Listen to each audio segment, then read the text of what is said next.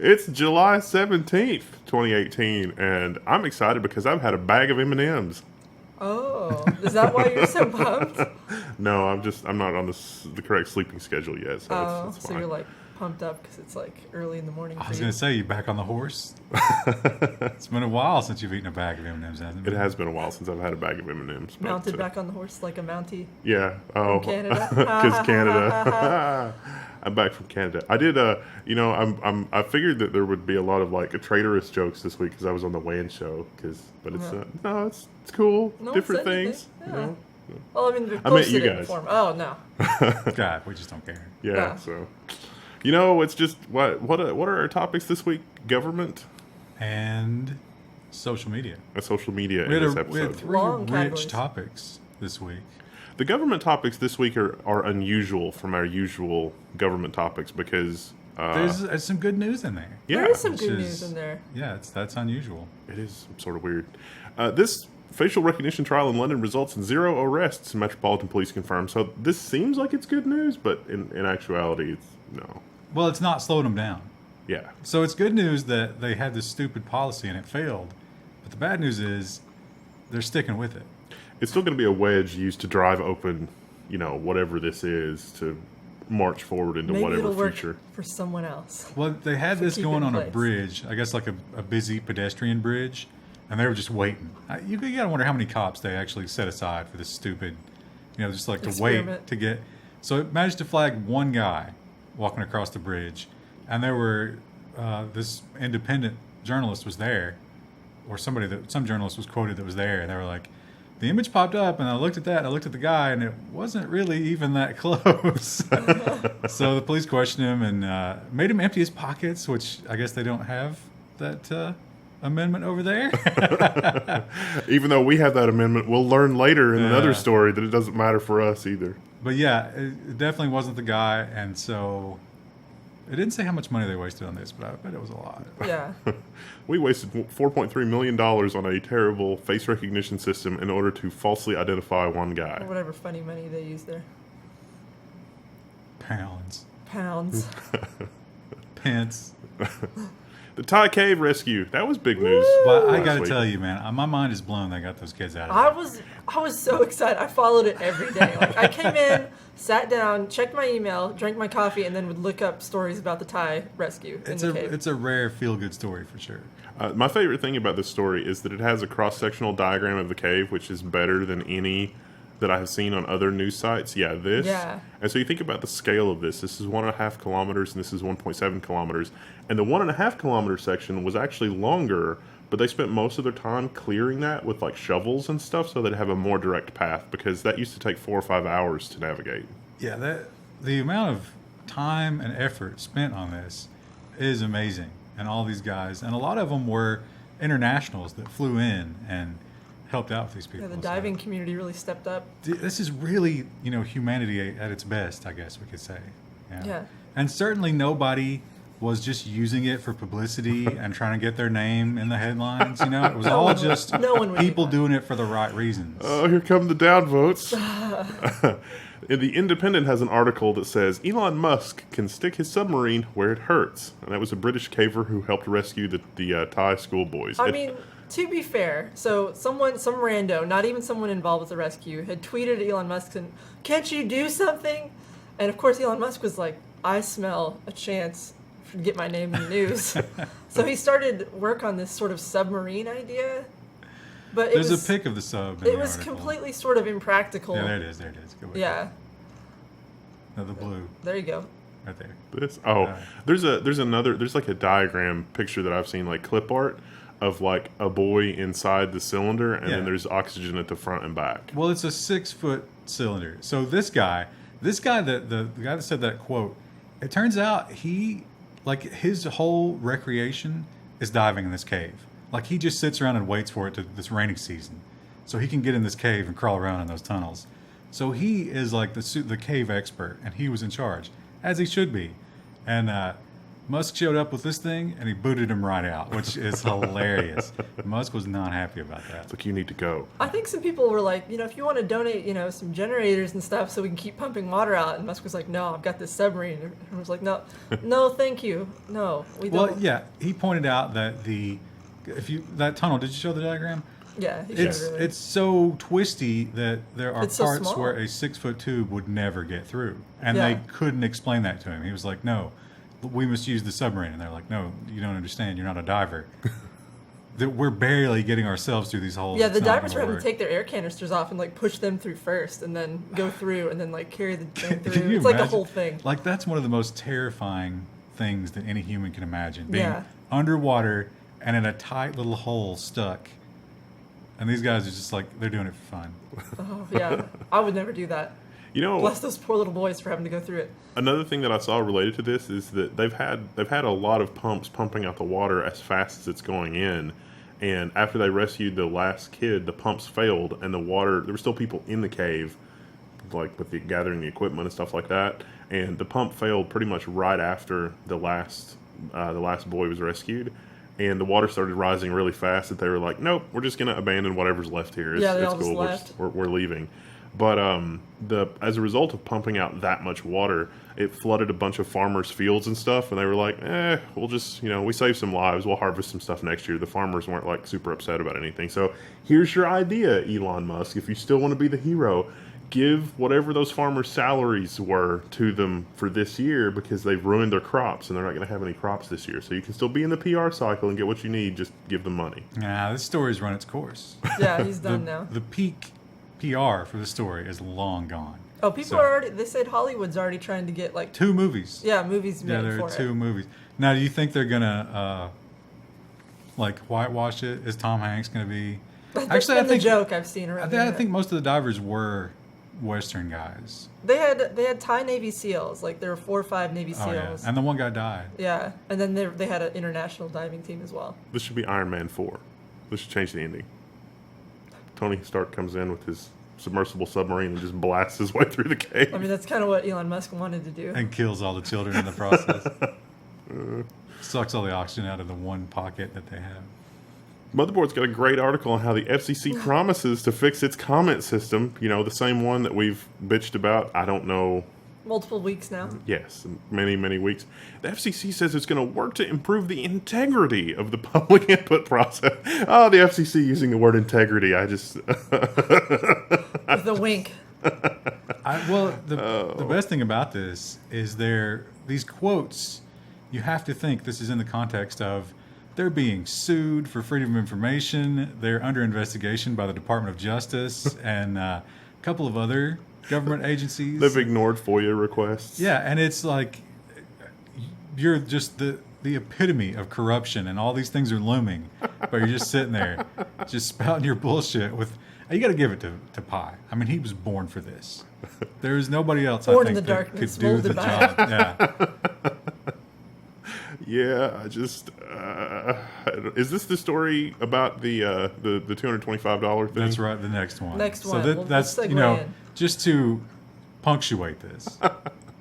We'll switch gears to Wired. The FCC has retracted a plan to discourage consumer complaints. So they're talking about improving the process. What they meant was they would charge you to complain. $225? For Well, level 1. It turns out they've always had this policy. So what the fake comments were going into the Level 2 comment system.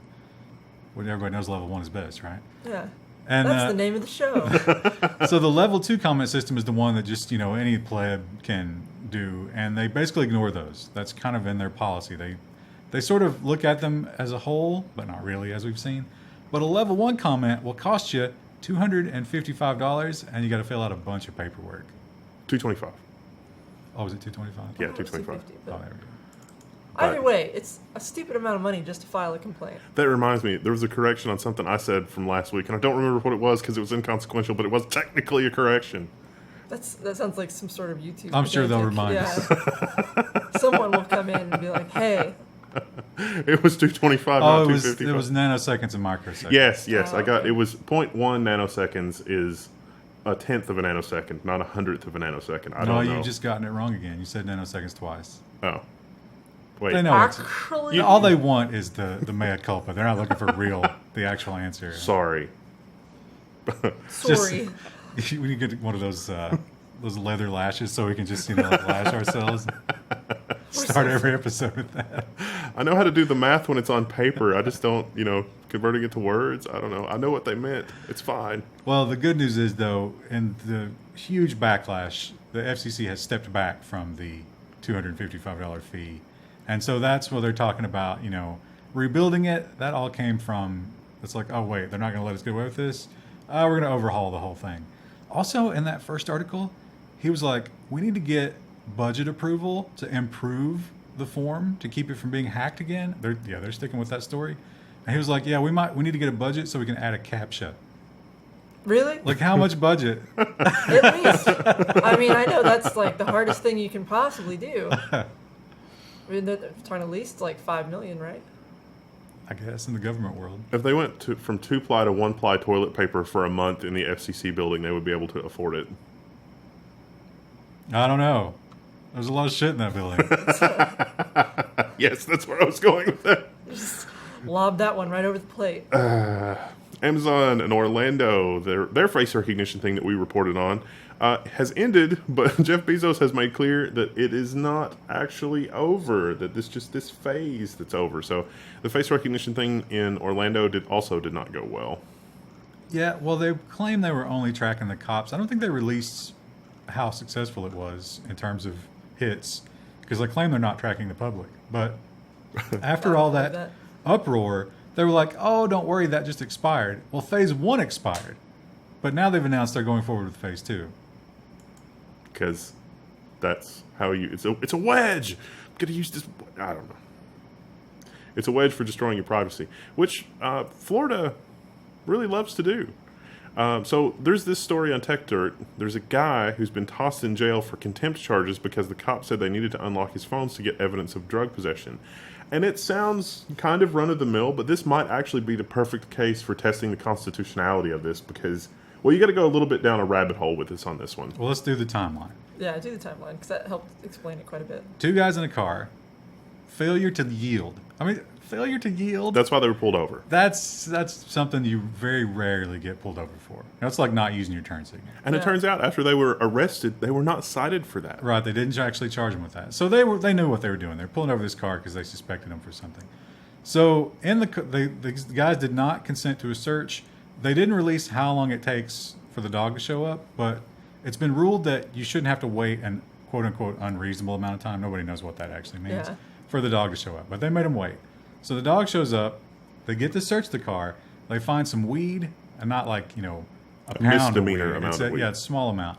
I don't even know if that's a court date. That's probably like a paper fine, and a gun. Which okay, all right, gun. Florida's a red state, but because the weed's in the car, the gun becomes a felony. I think maybe. Anyway, if it's connected to drug crimes. If it can be shown that it's connected to drug crimes. So the driver claims the gun. He says it's his mother's gun. And then they contact her. She confirms. So the passenger is who we're talking about. The passenger gets arrested, even though under these conditions, usually they just let you go. And he's got 2 iPhones. And they want him to unlock the iPhones. So he shows up for court, and the judge is like, you need to unlock these iPhones now, or... Oh, I left out a step. I'm sorry. During the stop, one of the iPhones that's already in custody gets a text message that says, OMG, did they find it? Which, so, I mean, these guys... Little suspicious. These guys may have been drug dealers. However, the judge asks him to unlock the iPhone, and the guy's like, what? No. I feel like, though... Well, he said he doesn't remember. He says they're that's new. Right. Yeah. I feel like that were I in a traffic stop, and were I compelled to say, text you that, hey, I'm in a traffic stop, I feel like just to troll me that you would text that back. Yeah. You got the stuff, man. And then Wendell would go to jail for who knows how long. I mean, let's be fair. Don't worry, I've already disposed of it. So anyway, the way this shakes out is the judge tells the guy in court, you will unlock these 2 iPhones right now. He says he doesn't remember, and so he gets 6 months for contempt of court. Now, the crazy thing here is that he has said, yes, that was my marijuana, and that was my THC oil or whatever, which are both misdemeanor things, and they want a warrant because they believe that there is evidence of a felony on the phones, but all of the evidence of any kind of crime that they might have collected, they already have. Yeah, if we assume that it means either the weed or the gun, which both cases are solved. Yeah. There's nothing else to find out. So they don't really need it. So it's going to be interesting to see how this goes. And it's also, Florida is the other state. You remember the pedophile that had like the locked hard drive that's in, I think he's still in jail on contempt for also not turning over the password. Like he was compelled to turn over the password. He did not. So this is not anything new for Florida. But I think these guys are not going to have to unlock their phones because you can't find evidence of a crime after the fact. Like you can't get a warrant to unlock a phone, which would then be evidence of a new crime. You also have to wonder, like, why not just use the gray key? You know they've got it. Yeah. The other thing about this is, so the reason they say they can get away with this, they're citing another case. But that case was like voyeurism, like a guy recording nudes or something on his phone. And that's obviously different because they didn't know. They suspected he was filming people with his phone or taking pictures or whatever. And they didn't know, so they needed the phone to solve the crime. But here, again, the crime is solved. It's literally, it's a misdemeanor crime for this other stuff. Therefore, we have the right to search your phone, which is dangerously different from you are suspected of a crime. We need to search your phone for evidence. There is no suspicion of a crime for searching the phones. I think the most dangerous thing about this case is that guy is probably a drug dealer. So Yeah. if They'll use to justify it. Like, right, oh, if they get into these phones and they uncover that, that's going to be terrible for freedom. First, they came for the drug dealers, and I said nothing. Because the drug dealers were obnoxious and my neighbors. I'll say it all day long. Let's not arrest them. Let's put them out of business. Let's legalize it. It's just a plant, man. Speaking of things, something DOJ. I don't know. This is another Tech Nerd article. I should have had a better merger than that, but it's fine. Speaking of mergers, after AT&T jacks up the prices post-merger, the DOJ has decided to appeal its court loss. So, the Department of Justice actually originally objected to this AT&T Time Warner merger because it's Time Warner, the media company, and it's, AT&T, the infrastructure, and then the DirecTV and all this. And they lost their case. And they lost their case on some really crazy reasoning. And immediately AT&T was like, let's raise the prices on everything. And so the DOJ is now using that, among other things, to appeal the ruling, even though the DOJ said they would not appeal the ruling. So. Well, importantly, in every merger, the merging companies have to give testimony of why it will be good for the consumer for them to merge. And one thing they always say in every merger is, this is going to allow us to cut prices because we don't have to compete. We cut marketing budgets, we cut all this competition, we pass those savings on to the consumer. They did the exact opposite. So it's probably a pretty easy argument, but I don't know if they'll ever win. As we'll learn in the business section coming up, that AT&T is saying some other things to its shareholders. Well, as we learned, was it last week? Almost They've already every week. taken away HBO and replaced it with Taylor Swift. Well, that's a worthwhile. And now they're going even further in their attack on HBO. That's the foreshadowing. Switching gears a little bit to Russia. Russia is working on an alternative to DNS. So, yeah, I mean, DNS, the thing that converts, example.com into an IP address. Russia is working on its own parallel system that does the same thing, but is controlled in Russia to use as a backup in case something bad happens to the DNS system. Well, I think when they say something bad happens, they mean the U.S. shuts it down. The Western countries lock them out. And it's funny because this is New York Magazine. This is very Russia, like that hysteria. Yeah. But their argument is like, we can't allow Russia to do this because if they have a backup, they might attack us. And it's like, well...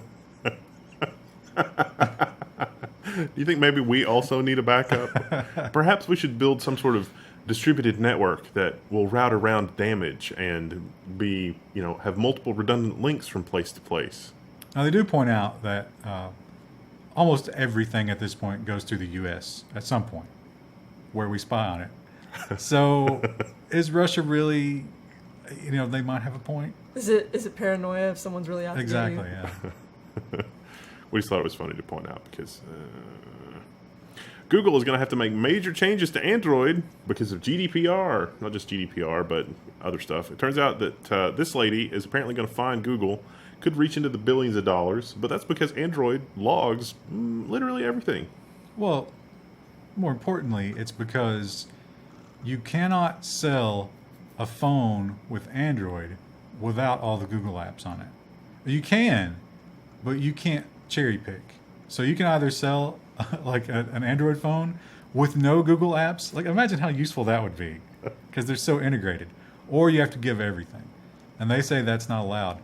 Funnily enough, the whole time I was reading this, and I was like, what about Apple? It turns out they don't care about Apple because Apple manufactures their own phones. That doesn't seem like a reasonable way to think about that. Yeah, so the Google Pixel, presumably, would be fine. But because you could buy a different phone? No, because Google manufactures it. Well, but I think that the deeper reasoning on because Apple manufactures it means that you can buy a phone not from Apple if you don't agree to their terms. Well, it's or because they're getting a bribe from Apple. Well, it's because, well, see, Apple's not telling anybody they have to do anything. They're doing it because they build it. But Google is forcing other companies. Oh, yeah. Right. Okay. So like Samsung couldn't bundle their own apps that steal your data and spy and stuff. I wonder, do you think the Verizon, do they operate in the EU? I don't know. When they put their stupid Verizon apps on your phone and force you to do that, is that not the same thing? One would think. The UK has proposed equipping every new home for electric car charging. So sort of they're done with diesel. It's like, oh, we should probably do electric They cars. call it petrol Petrol.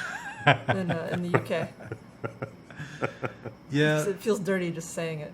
This is I don't like the idea of someone telling me, hey, you have to build this onto your house. What if I'm building a tiny house? I think a tiny house would still have to have a charger. A tiny house would have to have a charger. A tiny for an electric charger. car. tiny charger for my tiny electric car. Only houses that have a parking spot. Also, imagine how annoying the future is going to be. I just thought about this, where idiots who don't charge their car, and it's going to get way worse because gasoline goes a long way, but some of these cars, the chargers are, barely the commute, and every asshole is going to be running out of power in front of your house and knocking on your door. It's like, oh, hey, can I plug in real quick? Yeah. Well, that seems like a good reason not to. But yeah, if you're a home builder in the UK or the about, EU, wherever that was, I think it was UK. You're going to have to do that. So I think it's already the case that you have to have a washer and dryer hookup. So this really isn't a lot different than a dryer hookup, I guess. I don't know. I mean, that makes a little more sense. I think it's good for society that we have clean clothing. It's like hygiene is part of the overall health of the country. So a little Here at different. Level1 Techs. As it turns out, I just got back from Canada. I don't have any clean clothes. But you can't smell that, so it's okay. But there is a washer and dryer in this building. Oh, there is. You're right. But there was not enough time. There's no time. Fine. China's friendly censorship caused an iPhone crashing bug. So Friendly censorship. yeah. Well, because when you send, Apple has built-in mechanisms for doing the kind of censoring that China wants to do. And it turns out that there were some bugs in the implementation of that. Well, they didn't have it. They had to add it. I think that was the problem. Yeah. They rushed it out. It was the Taiwanese flag. If you don't know the score between Taiwan and China, Taiwan says, we're Taiwan. And China says, no, you're China. You're part of China. Yeah. You belong to me. It's actually kind of a longer story than that. But yeah, that's the That pretty TLDR. much sums it up. Yeah. Read the Wikipedia article on that if you're not in China. So it turns out that anytime this person's phone would have an app that displayed the Taiwanese flag, it would crash. Yeah, and they found out It that seems like a problem. this is one of the many concessions that Apple was happy to make for China, that the Taiwanese flag just does not exist on Apple devices in China, which is hilarious. They have fixed the bug, but you still can't see the flag. What was it to fix? It just silently replaces Taiwanese flag with the Chinese flag? No, it shows like one of those, like when you print Unicode and you don't have that. Just a square. I don't know, it's something like that, yeah. But So, I still know what it is. Yeah, it still doesn't exist. but at least it doesn't crash your phone. So that's a step forward. Our next story requires a backgrounder, and if you've ever wondered how awesome would it be to be able to 3D print firearms, well, Defense Distributed wondered the same thing many years ago. So our next story comes to us from joshblackman.com. He's their lawyer. Which is the It's a personal blog. the DOJ and the Second Amendment Foundation reach a settlement in a Defense Distributed lawsuit. And so Defense Distributed was a company that was making 3D printable things for like single shot. I mean, you can't even really call it a firearm. I mean, technically it could fire a bullet, but it was also just as likely to explode. Yeah, well, they were experimenting with 3D printable firearms, like full, all plastic firearms that you could just print. Which is permitted under the U.S. Constitution. Yeah, they're called zip guns, and it's funny, and I think in almost every state, probably like not California and some of the more lefty states, building your own guns is totally fine. You don't have to register them. You don't have to have a serial number. As long as you don't, sell them. You just can't sell them. Can't give them away. They're yours. But if you can build them yourselves, that's fine. And you know, like an AK-47 is all stamped metal. You can stamp yourself out an AK-47 pretty easily if you know what you're doing. You have to mill a couple of the parts. So these guys were like, you know what, we could probably print that stuff. And the ATF basically raided everything that they own and took them to prison. Or tried to. Yeah, tried to. And failed. They failed. Not only did they fail, the settlement includes paying attorney's fees, which is like that never happens. I mean, usually when the government does its like jackboot, we're going to pretend this never happened, crush everything, crush all resistance. They usually don't pay attorney's fees in that case. And I wonder if a lot of this didn't come from there suddenly being a very red Supreme Court. And they're like, oh, God, if this goes to the Supreme Court, we're going to have case law against it. Now, the most important thing about this case, and this is from the lawyer that won, so his interpretation of it, which I would agree with, probably won't be something that the government necessarily agrees with, but he claims that in the writing, and I haven't read it yet, but they agreed that semi-automatic weapons, including the dreaded AR-15, are not, quote, weapons of war. Yeah, it actually referred to those as sport utility weapons, which I found really hilarious. That's such an insulting thing to call my AR-15. But that's important because the big... Why? Because SUVs are so disgusting. Soccer gun. So that, you know, the big Second Amendment push right now is like, oh, you don't need these because they're made for war. But no, semi-automatic guns are not, and the government supposedly has admitted it. Wow. What a reversal from just a few years ago. I just don't even... And meanwhile, the rest of the world is like, you can make your own guns in America? Oh, USA. USA. This is only going to get... But there's a... What's the name of that? Ghost Gun. Ghostgunner.com, I think, is the website. They will sell you a milling machine that you can mill receivers. I think they've got the AR-10s and AR-15s. I think they've added 1911s to the catalog. And they'll sell you the aluminum block, and you just download a file, you put it in there, you can mill your own guns. If we ever do a video on that, it will not be on YouTube. So make sure that you're signed up on the Level 1 forums. Yeah, Forum.level1. Ryan's super into guns, if you can't tell. They're $2,500. Goes to the range I all the really time. want one, but they're $2,500, and it's like I can't really justify that. We could They're do so cool. We had actually planned to do a video on it, but then the whole YouTube kerfuffle, and Yeah. we're not going to do that now. We're not going to do that on YouTube, but I would still be down to do something on that because it's just such a cool piece of machinery. I don't know where we'd put it, but We've got all that room in the basement just as soon as the renovation no, is done. I mean I don't know where we'd post the video. Oh, DTube, obviously. They don't accept files over 1 gigabyte, Yeah. or maybe it's 30. I don't know. It's some ridiculous limit. Floodplain. India now has the world's strongest net neutrality rules. So How the tables have turned.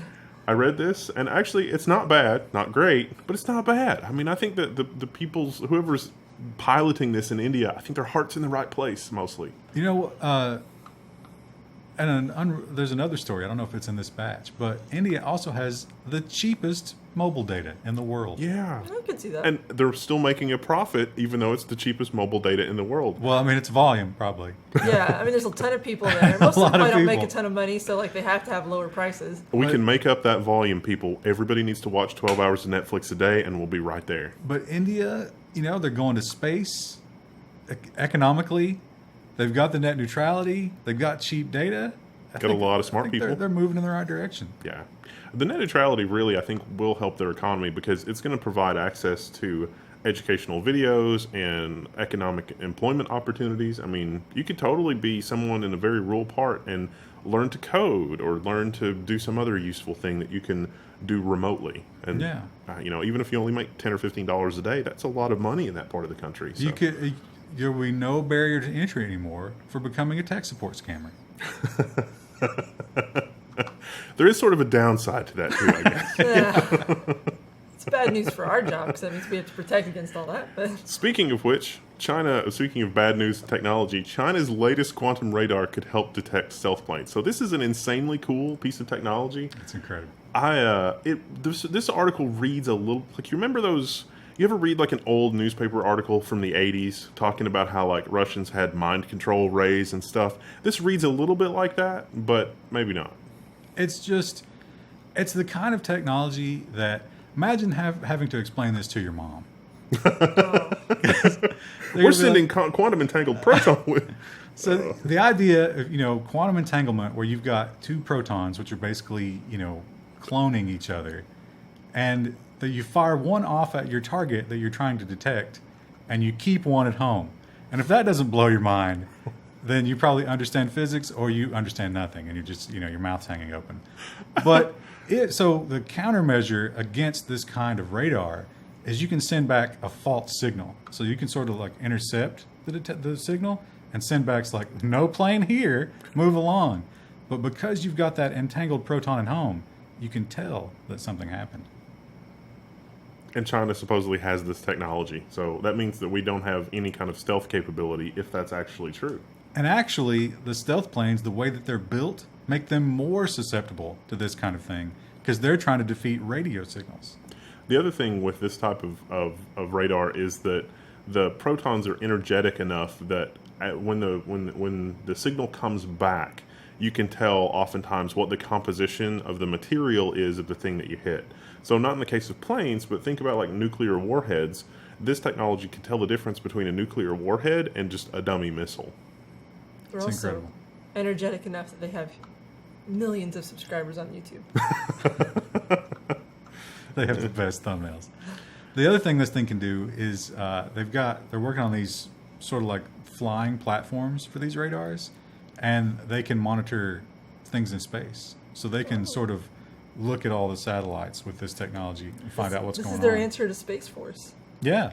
There were some subtle hints in the Chinese press material on this. For example, like one of those observational blimps that was observing stuff in space was off the east coast of the United States. Yeah. So bad. Well, this also those hypersonic missiles we were talking about last week. Those fly really high, so you could definitely early detection for one of those would be super useful. If you had some blimps out over the ocean looking for missiles. Neat. Microsoft has called on Congress to regulate face recognition. So this Axios article, and it was like, how do they even plan to do that? That doesn't even make sense. And I think what Microsoft is talking about here is the government's use of face recognition, not the commercial use of face recognition. Important distinction. Yeah, if you didn't tell anybody, how would they even know? Because cameras are everywhere. Yeah. It's not like the camera has a sticker on it that says face also recognition use facial. inside. But I think Axios mentioned this in this article. What Microsoft is kind of looking for here is kind of like with Apple.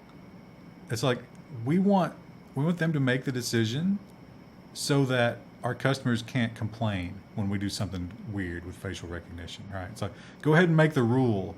So when we get caught doing something bad with it, then we're like, no, we're inside the rules. Yeah. It's also possible. That seems likely.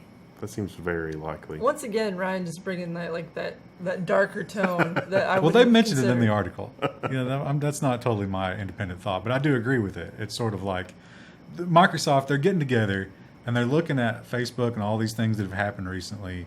And, because when people get angry at you in this day and age, it can just obliterate your stock price. You guys see the Papa John story. I did see that. So just destroy your. Yeah. The lawyers are sitting around and they're like, we're getting ready to do some really weird stuff with facial recognition. We're kind of worried about this. And Microsoft's like, what should we do? Let's get permission. A top communications union joined this group pushing for Facebook's breakup. See, this is another, I don't understand this. You don't have to use Facebook. Why would I kind of do, though. Okay, put it another way. If this group is pushing for the breakup of Facebook, why aren't they screaming so loud they're coughing up blood for the breakup of telecommunications companies? Because I think telecommunications companies are a much bigger threat than Facebook. Yeah, that's true. I think the answer to that question is because this group is made up of people paid by the telecommunication companies. Oh, it's funny that you say that. The top U.S. communications union Yeah. is joining a coalition. So this is the old guard desperately clinging to power as the new guard takes over, which we've seen usually plays out in government, but now technology kind of, is one of the ruling forces. This is on Bloomberg, too. Does anybody have any examples of any kind of Bloomberg article that is... I hesitate to use the term red-pilled, but is red-pilled enough to actually pick up on that sort of aspect of this story? Because, breaking up you don't have to use Facebook. It is a voluntary service. Unlike 90% of the U.S. where you have your choice of, a giant douche or a turd sandwich for your communications provider. But that's... Or maybe not even that. I think a Yeah, lot of that'd be a luxury. people look at Facebook... What just happened? I just kicked the front of the desk. I'm sorry. What have you done? The mics can't hear that. It's fine. Yeah, they wouldn't have registered if you didn't say anything. Oh, well, I was startled. People look at Facebook as that's what's important to them. They're in this tiny little bubble where the corruption of the telecommunications industry is too big. They can't. As they start thinking about that, they'll feel bad. But Facebook, they can comprehend, and they're like, "Oh, let's lash out against it." And it is awful. It's an awful thing. But like you say, I don't use it, so I'm totally immune to its awfulness. Unlike Google, where it's pretty much inescapable, even if I try really hard not to use Google for critical things, it's like, well, this is just too darn convenient. I can't not use Yeah, it. YouTube is just, I think- even if outside of this, you can't get away from YouTube. Well, YouTube's such a great source of entertainment. I think the other part of it is the Cambridge Analytica thing. Yeah. That a lot of people now believe that Trump is president because of Facebook, and they will never forgive them for that, and they will lash out at them for anything. But I think that Cambridge Analytica is just a preview of what is going to happen no matter who is in charge. And just as soon as AT&T can figure out the technology to do the Cambridge Analytica stuff, it's going to be right there. It's just that they're behind the curve. Well, they pointed out during that whole thing that Obama had used the similar tactic. So, but that doesn't matter. Trump is the devil. And he must be destroyed. And anything that's associated with him must also be destroyed. I think that's... You think his videos on YouTube are going to get authoritative context links for outside theories? Because YouTube is fighting conspiracy theories with authoritative context outside links. So what this headline means is that when you watch a video on YouTube about, I don't know, her emails or, something even more insane than that. I know that Bigfoot is not real, Bigfoot is real. But Bigfoot is real. I want to believe. You're going to get links on the video that's like, no, you should check out Wikipedia, and it's a cryptozoological thing, and no, this is not really a thing. And the big question that always comes up when you look at something like this is, who decides? Who decides what's a conspiracy theory? And why should we trust them? Now, let's remember that until a short time ago, the idea that the government was recording all of our communications in secret data centers was a huge conspiracy theory. It was true. I really hate that, too, because, there was a lot of talk about, Echelon and all that, and it was all like, oh, your tinfoil hat, and then when it came out, it was like, oh, we've known all along. And it's like, no, we didn't, I knew all along, but you didn't know all along. You were wrong. So. But you should also, if you haven't figured out from watching this program, you shouldn't just blindly trust anything on YouTube or the television or Facebook or us. Yeah, don't trust us. You got to apply your own logic. I know it's hard. I know it hurts to think that, but The world is hard sometimes. One way that manifests this week, you may have seen a lot of the popular people that you follow, not us, because we're not. We don't even We're register not on quite those. that popular. But Twitter has slashed millions of followers. They got rid of tens of millions, if not hundreds of millions, of fake accounts and unverified accounts and all sorts. It was the great account purge, and so a lot of really popular people on YouTube lost a ton of followers. Well, on Twitter. I mean on Twitter. Yeah. Yeah. Sorry. I checked our Twitter. I didn't really notice like any big drop, like nothing substantial. So I assume we probably didn't have a lot of fake followers, which that kind of feels nice that it's mostly legit people. Well, I mean, comparatively, we don't have many followers. There were Yeah. there were a lot of A-list people though that lost a ton of followers, like I could see that. traditional celebrities that didn't embrace the Twitter revolution, and their PR agency was like, "No problem, we got you millions of followers, man." and then it's just a bot. yeah, and it was all bots. It was like 6% of Twitter, Yeah. which is massive. How many people on Twitter? It's huge. It's a lot. So you have to respect Twitter, at least in this, that they were willing to take that hit of a 6% of their user base, because that's the shareholders are not going to like that. Well, if you're vacationing to Egypt, PSA, don't criticize anything in Egypt. You can and will be detained. There was a Lebanese woman visiting Egypt, and she was harassed, maybe sexually I harassed. think Yeah, it was it's- explicitly sexual. Unfortunately, that's very common in that part of the world. Even if you're just wearing. What are you saying? I'm saying I'm not going to Egypt anytime soon. I have a friend who lives in that region, and she's confirming the same thing that this woman is talking about in the video, where if you wear something even like just showing your arms, you can be harassed in public. Egypt is off the table for the Level 1 meetup. Yeah, sorry guys. So the specific laws that they got her for breaking was like plotting the overthrow of the government, and you're not allowed to. Their leader, his name is Sisi, which is or That's kinda Sisi. funny. I don't know how you pronounce it. I guess Sisi. Either way, neither of those are good for him. Doesn't USA doesn't like English. hold a lot of power. You know, it's not a powerful name. But anyway, you're not allowed to publicly call him out or say bad things about him. So I guess she kind of technically did break the law, but that's That seems like you're more criticizing the people of Egypt and not. well, no. I mean, I never blame the people for authoritarian governments, because look at our government. If she's complaining about being sexually harassed by people in Egypt, that's not anything to do with the authorities, though. But the fact that they arrested her, Because she criticized people who were harassing her, but not. but she mentioned the president's name in the video. I missed that. Yeah. Wow. What is the president? That's, She said, "You people deserve him," and Oh. so she blamed him for the situation. That's so. It's like a leap of logic. Well, yeah, that's what I'm saying. But She you know what deserved else? to be arrested for it. But You know I what mean, else is a leap of logic? That you have to unlock your iPhone because we found a gram Yeah. of weed in your cup holder. So I'm not blaming the Egyptian people for this. No. It's bizarre. It's so bizarre. Facebook has announced that they're not going to remove fake news, but they are going to demote it. We kind of talked about this before, where they use a interesting sort of UI pattern where they change the size of the stories. I think depending on this whether is they a think it's new real. thing, though. Yeah. This is another Yeah. thing that they're doing. So I wonder if they will label it explicitly other than just changing the size. But No, because they tried the red mark, and that made people love it even more.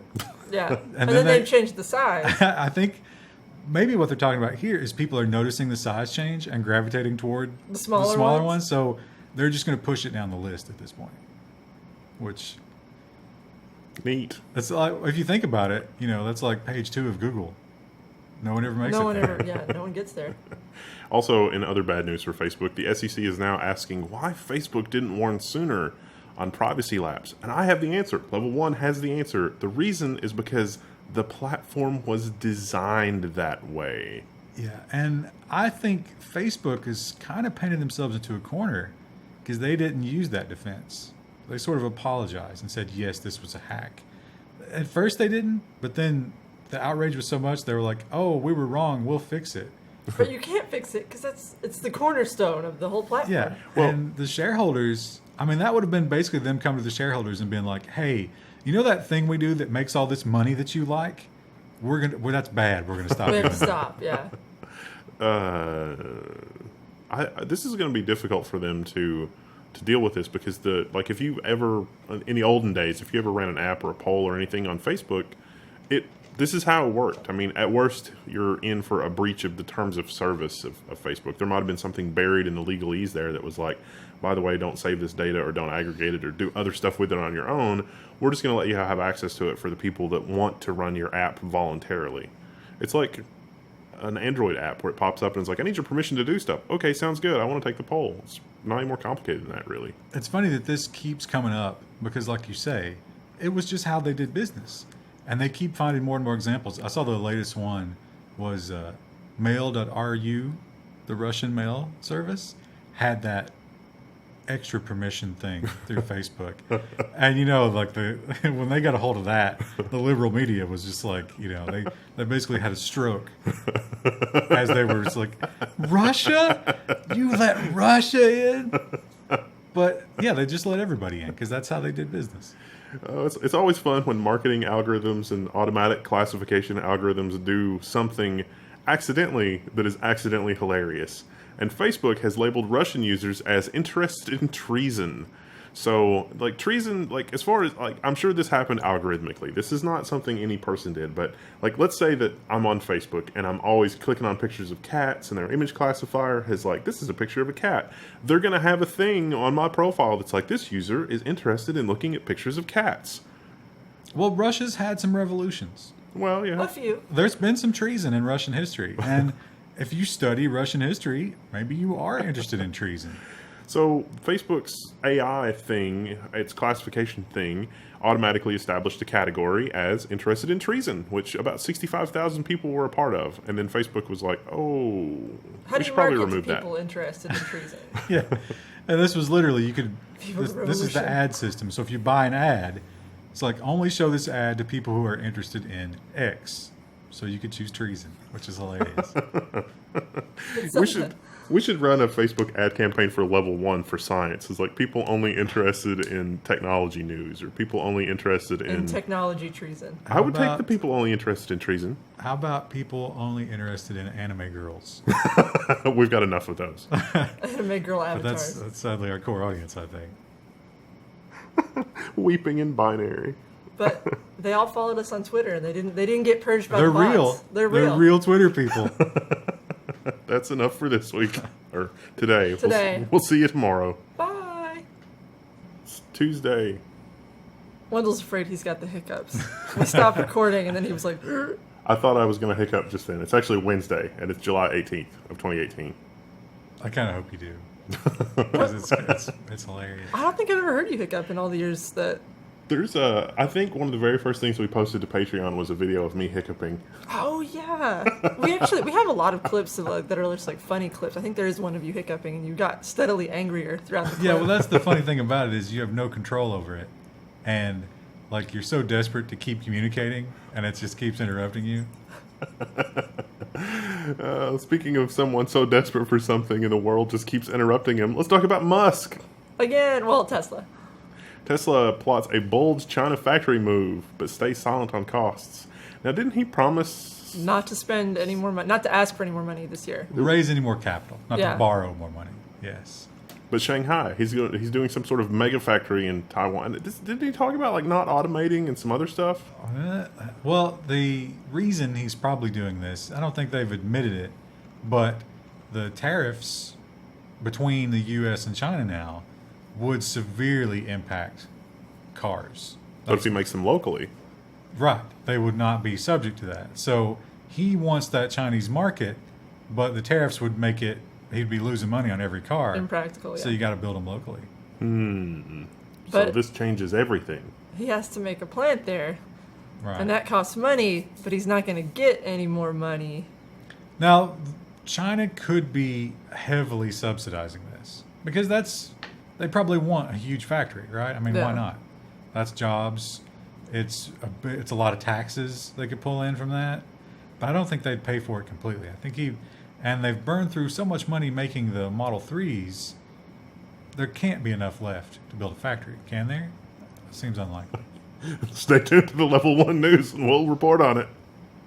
Find a way. The Tesla factory workers were reportedly offered free Red Bull and walked through raw sewage to meet Model 3 quotas. Now, I read this story. I didn't think that walking through raw sewage was that big of a deal. It is kind of. I like how their response was, "We fixed that plumbing problem very quickly." They didn't even deny it. Yeah. It was just, listen.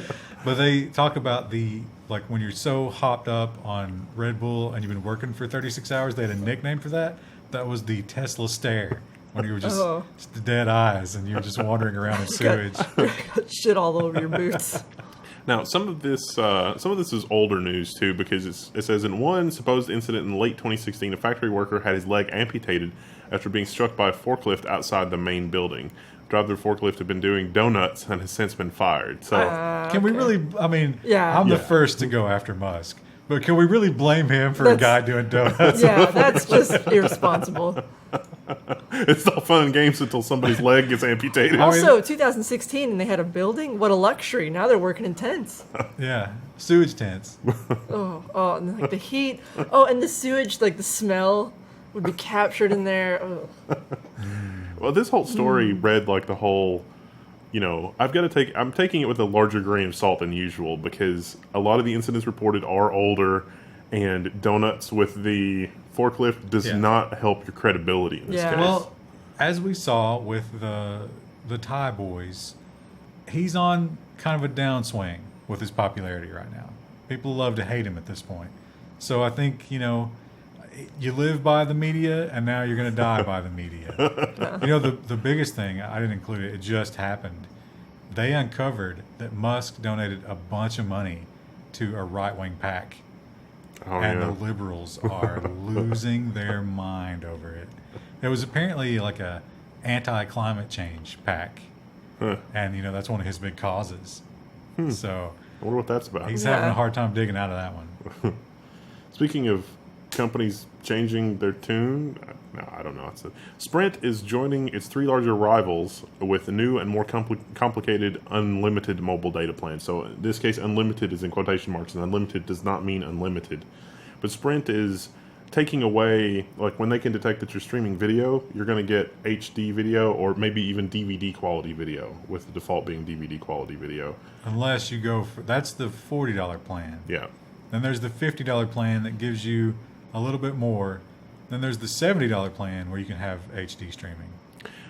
On the one hand, I don't know that I have that much of a problem with doing this kind of, like, if they said we're going to limit you to HD streaming by limiting the amount of bandwidth that you have on this unlimited plan to be like, 600 kilobits a second or something, I think I would be okay with that. But if it is something else, then I think I've got a problem with it. But you use the word limit. Yeah, couldn't they just change the name and just I solve the problem? I don't think you should be able to call any of these unlimited because bandwidth limit is a limit. Well, I think that it would be like the old school DSL plans. Like you can get 1.5 megabit unlimited transfer, 3 megabit unlimited transfer, or 6 megabit unlimited transfer. It'd be like that, but mobile. But I'd be okay with that. It's not unlimited. Yeah. And they'd have to advertise it that way. They couldn't just say, "Oh, these are all unlimited." But see, the word unlimited in itself It implies, is misleading. It's the implication. Well, it's unlimited in the amount of data that you can transfer, but not how fast. Do you think what percentage of the mobile market is savvy enough to understand 0.3%. something like that? Yeah. So In which case, you're misleading your consumer. they should just call it. It needs another name. Yeah, I don't know what you would call whatever you're going to call it is going to make it sound a lot less appealing. And I think that's the argument. That's why they don't call it that. That's why they lie to you and say it's unlimited. You could call it the fast lane. Literally call it. Just call it, yeah. This is the slow lane. This is the medium lane. This is the fast And lane. then, or just don't call the other ones anything, and then just say this one's the best lane.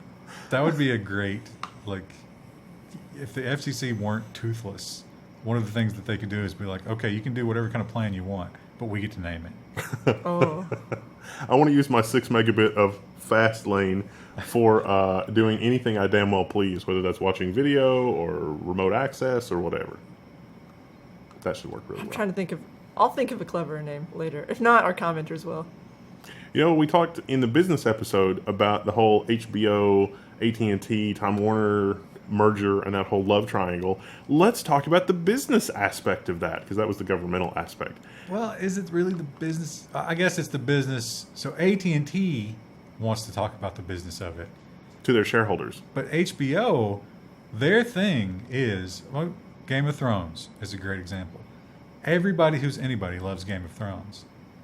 Crazy. Oh, she hasn't seen it, has she? I don't watch it. I She read the reads the wikis. Wikipedia. I read the wikis. That's like reading sheet music and being like, oh, these Rolling Stones are good. But listen, I probably know more about the lore than you do at this point. Come on. But HBO, that's their thing. They spend a bunch of money to make a couple of really amazing TV shows. Really super... Did they do... was House of Cards theirs? Westworld. Westworld. Not That's House their Cards. big House thing Cards is right now. Netflix. They did, in the past, of course, this is, becoming ancient history, but my favorite shows, Sopranos, Deadwood, incredible. The Wire, they did all these amazing TV shows, spent a lot of money for one show, and that's their business model. But AT&T, they don't like that. Ars Technica has got this amazing article. AT&T wants to overhaul HBO, says it isn't profitable enough. And then you think, oh no, is HBO on the rocks because they've got all this amazing stuff? No, they made $6 billion last year in profit. They're very profitable, but AT&T wants more. It's not about quality; it's about No, wait. quantity with AT&T. I think. Well, it didn't AT&T just tell the Department of Justice that they would be able to cut costs with this merger and blah, They're blah, going to blah? cut costs for HBO, but then they're going to, just They are- churn out garbage. They also just cut HBO out of most of their unlimited plans to try and force you into the upper tier. So they're Into the yeah. extra unlimited plan. They're wielding it like Super a club, unlimited. but then they want to tram down the club. So AT&T. So what you're saying is that AT&T thinks consumers are willing to pay more to get their HBO content, whether that's through the data plan, or whether that's because HBO has better content, or whether HBO can increase volume in addition to quantity. Consumers are willing to pay more, which is not what they told the DOJ. Right. And this, of course, is why the DOJ is going after them again. The really terrifying thing that they talk about here is the AT&T CEO guy who's talking. He's like, you know what?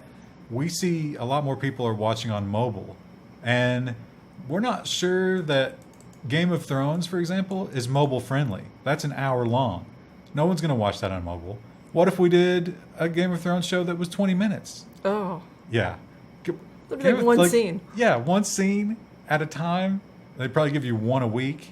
Oh, it's a terrible, terrible future we're looking at. That'd be so hard with that many characters. Like a show with that many characters. Maybe it's not Game of Thrones, maybe it's something else. But like, who is this guy again? Like, why do I care about this Exactly. person from another part of the world? That would not be good for my attention deficit problems, because I would end up rewatching the last 3 or 4 weeks scenes when the next week's because I just can't Yeah. remember what happened. But also the move is away from serializing TV shows anyway.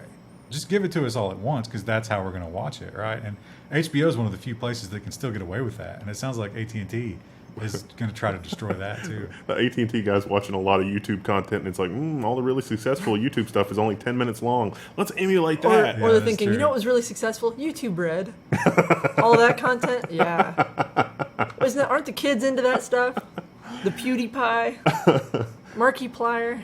Oh, man. They That was kind of amazing. are. They kind of are, but I don't think YouTube Red was a rousing success either. I'd say that the guy from AT&T is probably on the phone right now with the Real Doll people to find out if they can work in some kind of product placement or something in Westworld.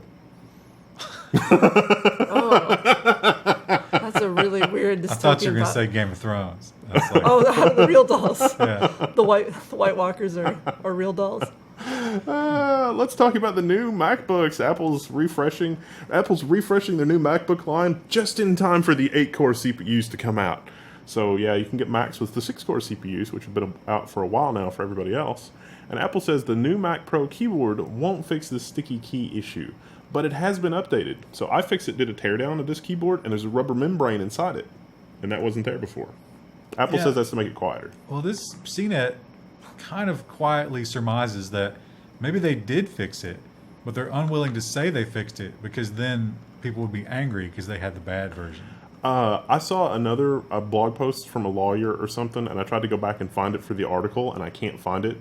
But between what that guy was saying and what's in CNET here and the iFixit teardown, here's what I think's happening. I think Apple has been sued, and they said that we didn't know this was a thing.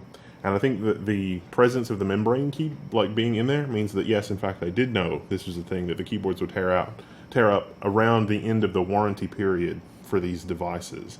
And so I think if they say, oh, we've got a fix for this, or that we think we may have a fix for this, it's going to undermine their court case where they're saying, we didn't know.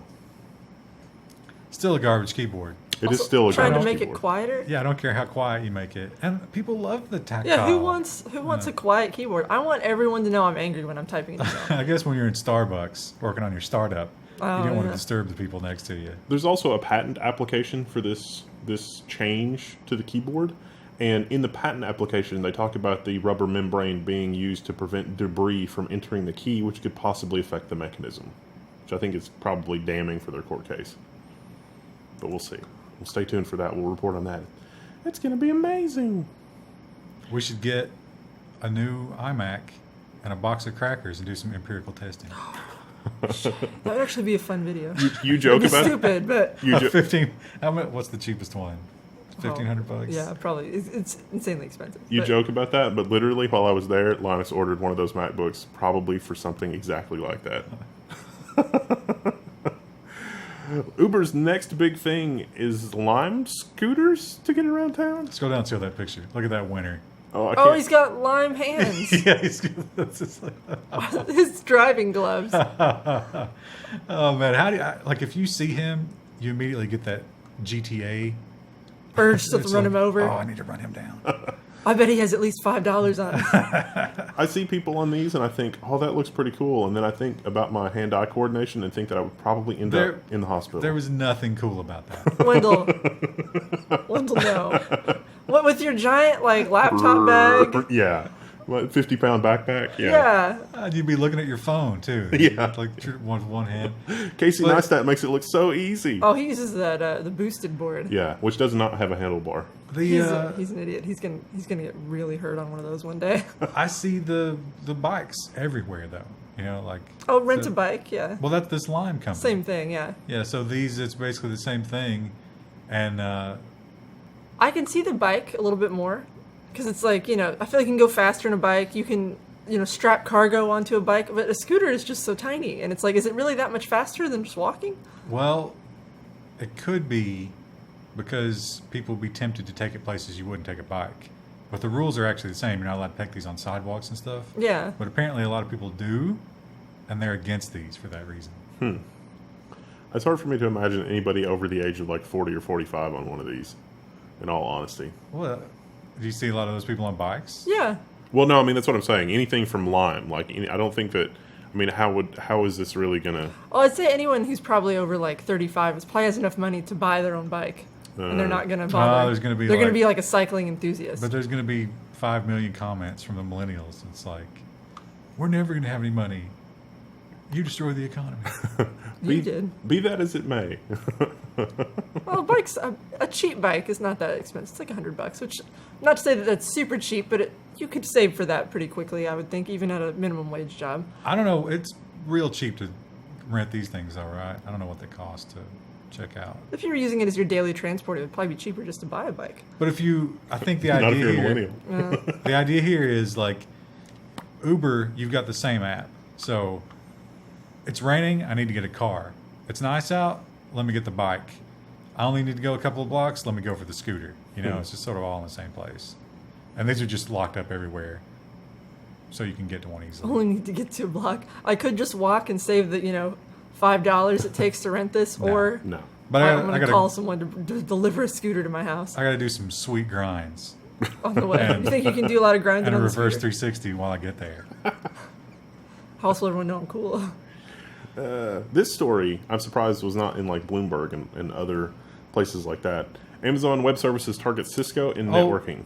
This was Wall Street Journal, Oh, we but had it was to. paywall. Yeah. Oh, okay. Yeah. Yeah, this is actually huge news. So Amazon Web Services, AWS, everybody's running infrastructure from Amazon. Amazon knows more about doing business at scale than most other companies at this point, including Cisco, I would wager, and Juniper and other companies like that. I mean, historically, those companies have worked with, I'm talking 10, 20 years ago, companies like Cisco would work with the big players in the market, and whatever they learned working for those people, they would bring to the smaller players, because the smaller players would need the same kind of features that the bigger players needed. So it was a nice sort of symbiosis. We've gotten away from that. Amazon's basically doing all its own infrastructure now, so they're thinking, hey, we can get in the network switch game, and I think that they actually could do that really competently and really inexpensively, because almost everything is software-defined networking now. Cisco's patent portfolio is going to be a problem for Amazon, I think, but in general, I'm surprised they didn't do this sooner. But the thing about it is, Cisco, they're so bloated at this point. You know, they're the fat cat. They're kind of sitting back and coasting on that portfolio and what they've got now in their name. So Amazon is looking to bring these things out for a fraction of the price. Yeah. Like maybe 20% the cost. Oh, probably not even that. Of the Cisco equivalent. And, you know, you're going to get that prime shipping. It's going to be at your door in 2 days. Probably going to have an amazing support system for it. Yeah, I think they'll be super successful for this. I think Cisco is going to become, probably in pretty short order, like Oracle. Now, Cisco has some other products, and so Cisco could transition into other markets and just let this play out as it will. But they could also become like Cisco, which is basically like suing their customers, and Oh, you mean Oracle? Or Oracle, yeah. Oracle will like sue their customers, and it'll descend into like license hell. And also, Cisco does actually have a pretty significant IP portfolio on this. But you know, it turns out being able to run Linux on some of this networking gear, just on the bare metal, gives you all the flexibility that you need from this enterprise gear. So 20% may even be a high estimate for some of this gear that, you know, even medium-sized companies need at this point. Cisco and Juniper's stock prices were really, really, really savagely hit as soon as this was announced. Kind of like when Amazon announced they were getting into the grocery game. All the grocers' stocks took a big hit, because if Amazon's getting into your business, that's bad news. Bad news. It turns out that TechCrunch, is this TechCrunch? Yeah, it's TechCrunch. Amazon's share of U.S. e-commerce market is now 49%, or 5% of all retail. Think about that. That's incredible. So to put it in perspective, Walmart online retail, 3%. eBay, 6%, and that's number 2. So it goes from 49 to 6.5. So what you're telling me is we need to get the Level 1 merch in the Amazon store. Stat. What I'm telling you is, get in a time machine and tell your past self to buy AMZN as much as you can get your hands on.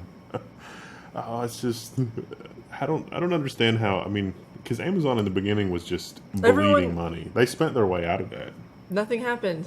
Everything's fine. It definitely wasn't a catastrophic failure. Don't worry about that weird jump cut. At least it happened in between our stories. The next stories are, you know, I don't know. Something next stories. We've lost our groove now. The rest of the show's going to be weird. It's just garbage. Just the garbage that we are. It's fine. We're all garbage, aren't we? It's totally cool. Well, the number of problems on this episode are growing, much like PC sales. According to the Gartner Group, global PC shipments grew 1.4% in Q2 of 2018, the first increase in 6 years. You know what else is the first thing that's happened in 6 years? AMD Ryzen. Look, there's Chill. the hype jar. These were Chill. these were all business PCs though. Yeah. Consumer PCs still dropping, Yeah. unfortunately. So Well, businesses are hitting that 5-year cycle, because businesses still are rocking like the Sandy Bridge machines. And those Sandy Bridge machines, there are compelling reasons finally to upgrade from Sandy Bridge. Finally. So. but at least, you know, with the mobile apocalypse, it's good to see that we're not completely transitioning to using our phones. Maybe when they figure out how to do phones for like data entry type stuff, then we'll finally see That would be that. miserable, that come little in tiny and keyboard. Dock your phone, and it's just. I'd say that's coming eventually. It is kind of disrupting a lot of like the service industry, things like plumbers and electricians and stuff that are like home service people. They do all of that through apps on their phones and stuff now. Like it's like, oh, I'm going to run a plumbing shop. I need a computer system for managing. No, you get an iPad and you subscribe to the iPad and have everybody do everything on their iPhones, which is insidious and also interesting. Which we'll see in a later story. But, you know, one of the most disturbing comments that I see a lot of are, no, guys, seriously, Fortnite's fine on mobile. Oh. Our to accept that. But I haven't tried it, so I can't. I can't knock it, but it seems to me like that would be a I horrible don't understand experience. it. Yeah. Broadcom is buying Computer Associates (CA) for $19 billion. Now, CA is a software company. Has really not a lot to do with the mobile thing here. There's not really a lot to this article, but it does mention that Intel bought McAfee, and that really didn't work out for Intel. I'm going to go ahead and say this is probably not going to work out for Broadcom. $19 billion for a software company? Jeez. Well, I think they sort of admitted they can't compete with Qualcomm. So what do? You got to try to branch out into something else, maybe.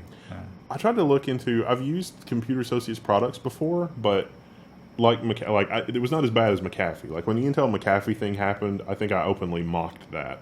I don't know enough about the software, knowing that McAfee software was terrible. I don't know enough about CA software to say if it's really good, but I looked through it and it seemed like a lot of what CA does anymore is in like the mainframe and like super enterprise space.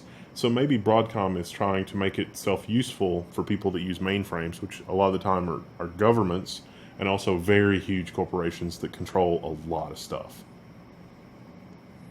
So if I were a spook and I were worried about foreign companies doing stuff with stuff, I'm not sure that I would like them buying a company that does software that work on the Fortune 500 and government's database systems and enterprise, like tape backup, and like this is places where all of the information that you would need to do. Never mind. Well, you also get a sense of like they raised all this capital and they were like, we got to merge with somebody. Just find somebody. I mean, if they're not going to merge with the other IC company on antitrust issues, or not antitrust issues, but the whole like, I don't know. Just merging with someone because they're settling down. They're settling. They're baby crazy. Their biological clock is going off. They got to find someone. They got to merge and reproduce. I'm not sure what sort of unholy offspring would actually be beneficial from those two. It would be some sort of horrid thing from like Fallout universe. Speaking of horrid things, Magic Leap has finally demoed its headset, and the headline says it's disappointing. Are you saying magic isn't real? It is real disappointing. the demo that they showed, the little rock man, is incredibly bad. It looks like Atari level visuals. Scroll down so we can see it. Oh Lord! Look at him. I mean, that's a still frame, but he doesn't. The resolution does not improve all that much when you play the video. Look how pathetic that is. Oh, it's like it was coming at me. Oh my God! I pissed my pants a little bit. Now the demo that they had before was a whale coming out. Yeah, of this never really materialized. Yeah, this is like an this E3 demo. So you're gonna have to go watch those videos to experience the disappointment for yourself. And they also the final product, like we expected little glasses, but scroll down and show the guy wearing it. Yeah. Oh, that guy looks like a winner. If you want to look like that guy, you could buy this. Yeah, you're not going to avoid attention if you're wearing that on the bus. Oh my goodness! Yeah. So the Magic Leap was none of the above. Not magic. It was a bit of a stumble. Yeah. Canadian telecoms make the most revenue per wireless gigabyte in the world. So yeah, we talked about earlier, India was the best. Turns out Canada's the worst. Turns out Canada's the worst. Period. Oh. Wendell actually really liked Do Canada. you think they sell data in bags up there? Like milk? They don't have bag milk in that. Well, they do, but it's rare. And it's the other side of Canada that has the bag so milk. you had actual carton milk? Yeah. Did you ask Linus? You're like, hey. I did, yeah. Oh, And did he give you any? No. The people in his office were like, we've only ever seen bagged milk at like the IGA. It's not at most grocery stores or whatever. Maybe they were embarrassed. Maybe they hid all of it. Maybe that office was stocked every wall full of bagged milk, and they're like, Wendell's coming, we gotta hide it. Well, they might not have bagged milk, but they are paying a lot for their mobile data plans. The mobile data plans in Canada, this is not good because like Australia, you're not worse than Canada, which is I don't even know how that happens.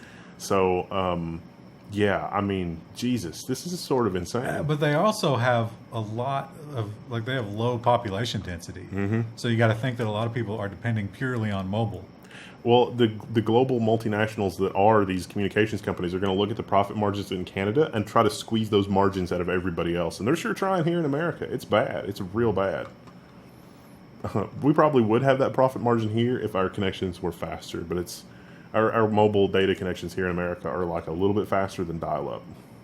Now, there were some countries that were a little bit worse, like Pakistan? Czech Republic, Belgium, Greece, which, Greece is basically just falling apart. Syria is probably a little worse. But Canada was definitely the most, the most technologically advanced country that was treating their people like that. So, unfortunate. Adobe plans to launch Photoshop for the iPad in a shift in strategy. So, yeah, I don't know. I don't know that it's a shift in strategy if they're suggesting that Adobe has abandoned any kind of like real programming on the desktop Adobe suite in favor of other things. Well, they talk about, I suppose, they sort of, when the iPad became the thing, they kind of froze putting things that they were sort of waiting for the iPad to get good enough to run Photoshop. I see. And we've reached that point. There's so much, like with the Apple Pencil, there's so much that Apple could be doing with Adobe and that creatives could be just spurging out over. And things like, using the iPad as a screen for like a companion screen for your MacBook or for your desktop Mac, that neither of which will have a touch screen. I mean, it seems like people would wig out and love to have that functionality. And I think there are third-party apps that kind of sort of give you that functionality, but Apple's ecosystem is so locked down, it's really hard for third-party app developers to deliver those kinds of experiences. But imagine using, like for video editing, using your iPad as like a companion control surface for like video editing and doing all kinds of creative work. I mean, Apple could be in vogue in the creative sector again, but they're just not, they lack the imagination to do that. I don't know, as someone who uses Photoshop a lot, I don't know, like, because there's not a lot of screen real estate there, I don't know how much I would really like that. Well, I don't know how practical it would be for, like, web design or something like that. Maybe just photo manipulation, sure. Think about, like, the interface, though. Like, if you had all the horsepower of your desktop computer, but then you've got that nice Retina display, like, you could look at it up, really close Except and move that's it around. not a normal use case for the stuff I work on. Well, okay. No one's going to be holding their iPad right here. But you're also talking about, there's no way Apple's going to do that with a PC interface. No. So if you're going to need the Apple desktop to also do that, then, okay, now you've spent $5,000 on everything, plus a subscription. And what they're talking about here is they're trying to get those people who've abandoned the PC. Just doing everything. And bring them into the fold, get them on a subscription. So definitely not what they're looking to do. They're looking to increase the bottom line, not make it better. Yeah. And that's the fundamental problem with Adobe is that for a long time they just want to increase the bottom line. They don't actually want to make it better. They mentioned going to the subscription model instead of actually selling you software, 700% increase in their stock price. If you're not doing something that requires typography, just use Critter. It's free. It's open source. Take it. There's also the rate at which other video editing suites are catching up to the video and special effects capabilities of the Adobe suite are also rapidly encroaching on Adobe territory because Adobe is asleep at the helm. But see, it's like Cisco. They're a verb at this point. Mm-hmm. Yeah. The name of their software is a verb, and they're going to be able to coast on that for a long time. Browser benchmarks. Let's talk about browser benchmarks. Chrome versus Firefox versus Edge. It is a grudge match on VentureBeat. Firefox will always be my winner. I will I'm always afraid- love Firefox. I'm afraid VentureBeat did not agree. Wow. They gave the win to Chrome, but actually each one of them won a different benchmark, and it was kind of neck and neck. Chrome won, 4 versus everybody else's 3, but still Yeah. close. Firefox has come a long way with the newer versions of Firefox. Firefox is a joy to use again. It is a compelling I just alternative like to their Chrome. developer tools better. Yeah. Yeah. I've always liked their developer tools better. Well, I mean, you have one with no ad blocker to preview in, and then you have the other one. You have to have a logged in state and a logged out state. So yeah, I usually flip between, but Yeah, you just for gotta home use- browsing, I use Firefox. you use Chrome and Firefox, and you don't use Edge because Edge is disgusting. I don't care how good they make Edge, they will never erase and that's Internet Explorer. It's not. It's Internet Explorer. It's the E. The E You can is for evil. rename it all you want. We'll never forgive you. Well, ever. and it really, it does still have some weird bugs, like some weird things that aren't uniform compared to Chrome and Firefox. Safari for me is like the new IE. Like Well- Safari always has something weird with it. It displays things differently than other browsers. Yeah. Safari was such garbage, not even mentioned by venture Yeah, people. and Safari just I don't consider Safari to be a browser. it's just That's just a mistake some people make. At one time, it was okay. It's it's a garbage. dumpster fire, and yet I still have to optimize for it. Nearly 1,000 paintings drawn by Vincent van Gogh have now been digitized and put online. So if you're looking to get into the art forging game, I've got a new resource for you. Or if you're an art history major and you need resources, these will probably be a lot better quality too. An issue you run into when you're searching for paintings and things like that is if you just Google like Starry Night, there'll be like subtle variations in color, and it's like, well, which one's the most realistic? I'd imagine the one that came from the source will be the most realistic, and now you'll have an official source to look at. Also, pro criminal tip: if you're trying to get into the counterfeit art game, don't start with Van Gogh. Don't start. Work your way up. Yeah, that's master level.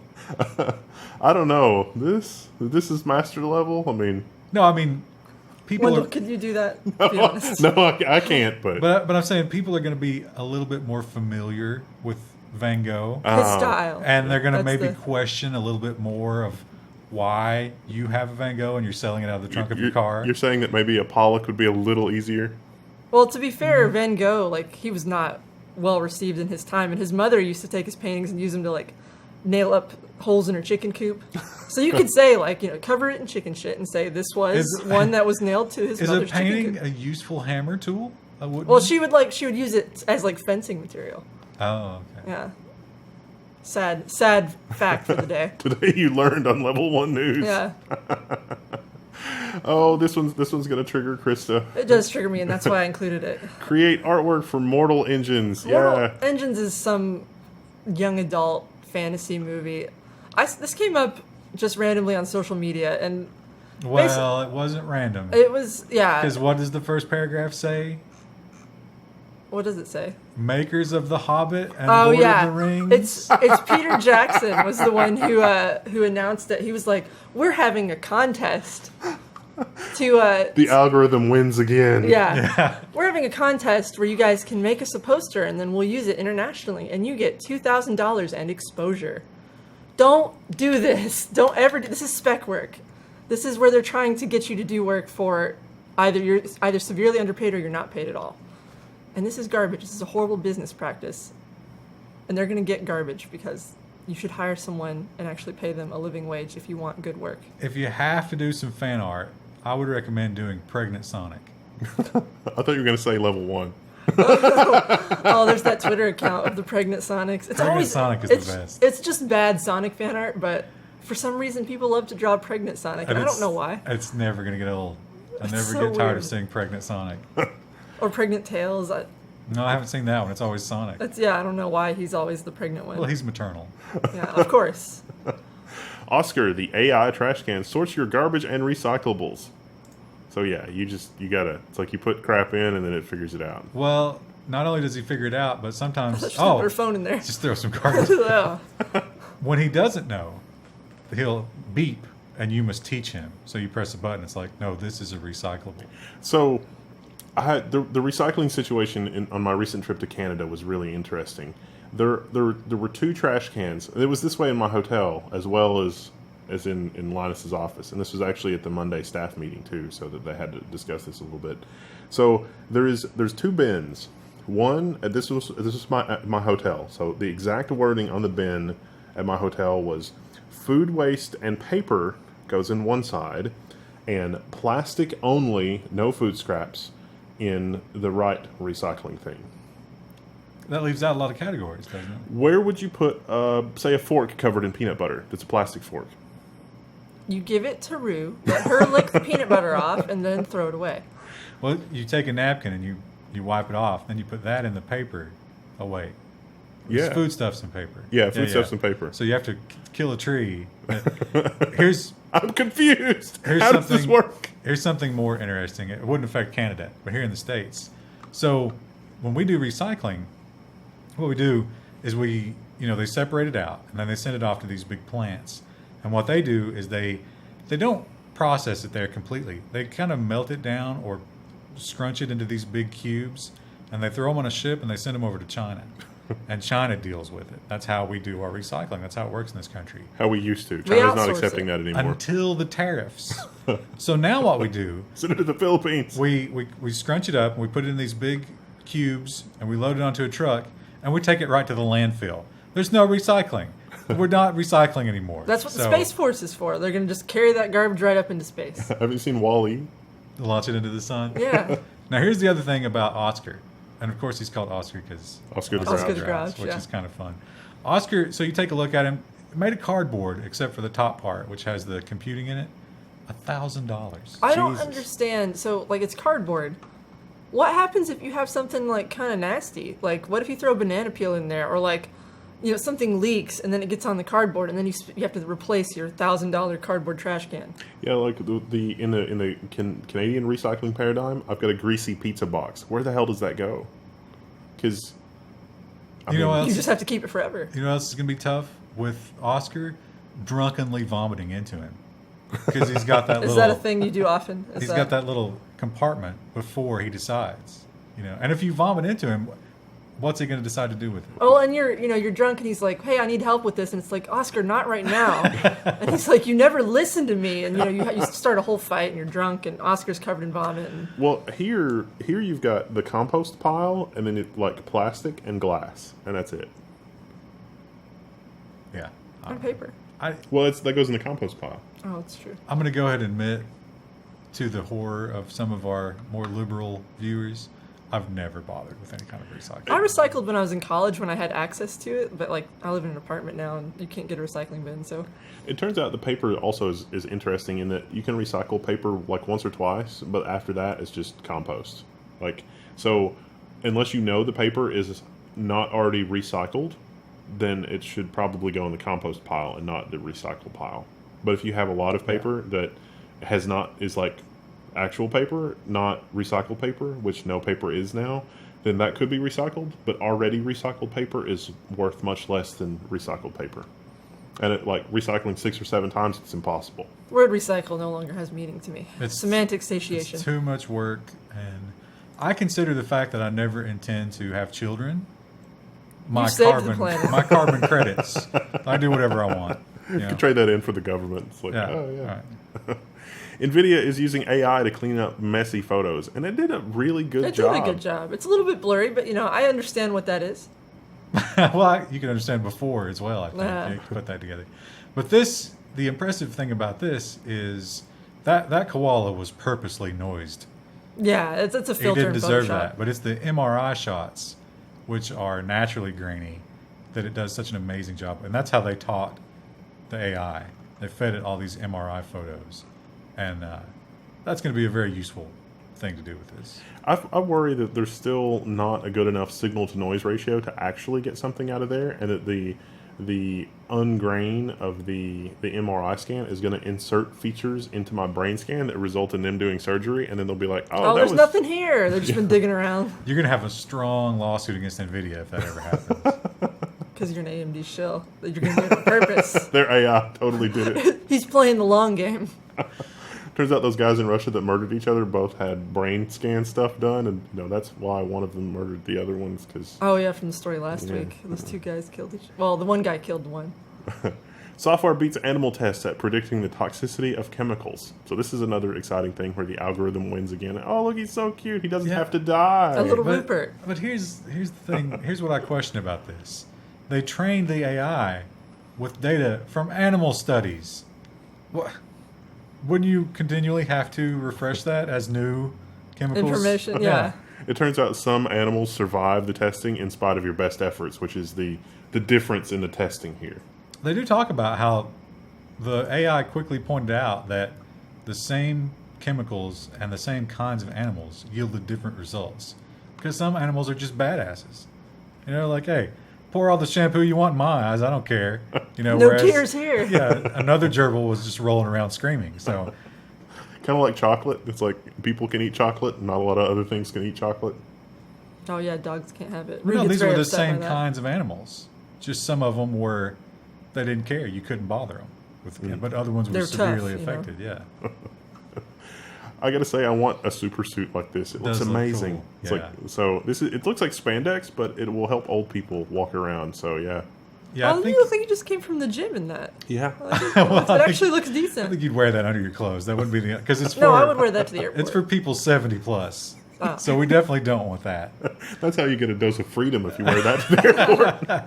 But yeah, the whatever that material is, it's like those synthetic muscles, and it just expands and contracts and jerks you around and moves you. If you wore that enough, like, would your muscles start to like get I weaker? thought about that. Yeah. Yeah. Like, plus the other side of that coin, could I get one of those and reverse it and just be constantly training hard? Because everything's like 20% harder to do in my daily life. Those are really popular in the 80s. Like you would wear like the little weight suit things under your clothes for like power executives in the 80s. But those weren't super effective in terms of like, it's hanging most of the time, which Yeah. is pulling on your joints. But this thing could intelligently combat every move that you make. Yeah. That would be really cool. You know what else would be really This intelligently is the greatest story. It dealing is. with ever? I want it. There's this sun-chasing robot that looks after the plant on its head. So yeah, it's like a spider robot, and it'll move around to find the sun. There's gifts. Scroll down so they can see it. They need to see it in action. Look, it needs sunlight, so it just starts crawling away. And then Does it it's have a had- sensor not to go off the edge? Like, what if you have it on the edge or I'm something? sure. Well, only one leg would have to fail. Like Before it the would be Roomba. like, yeah. And he's had too much sun. Back to the shade. And then the best one's the next one. Go. Oh no, it's the bottom one. Oh, This he's is holding his. hands. This is his. I need water dance. Does it? See, I didn't get a chance to read all this one. So does it have a way to like input? So like, I brought my plant in so we can see an example. These are chicken and hens, and they're succulents. They don't need a lot of water. Is there a way to change the water input? Like, They didn't go into a lot of detail. They actually didn't even tell you what kind of sensors they were using to determine all this stuff. yeah, But because like the water thing, like I mean, it can vary by plant. presumably, yeah, you'd be able to control all that. And they talked about succulents. Actually, they mentioned succulents in the article. That they need different levels of light. So he would know that and vary that based on the plant. Succulents are pretty hard to kill. Now, I would like to see it with the bonsai tree, like what Wendell had. Does it like have a delousing tank too, like for the aphids when they? You know what would be great is if it had like a little hanger of tiny versions of itself that it could unleash on the aphids. I'll just like come in and just Yeah. eat the aphids off the plant. Those aphids won't know what hit them.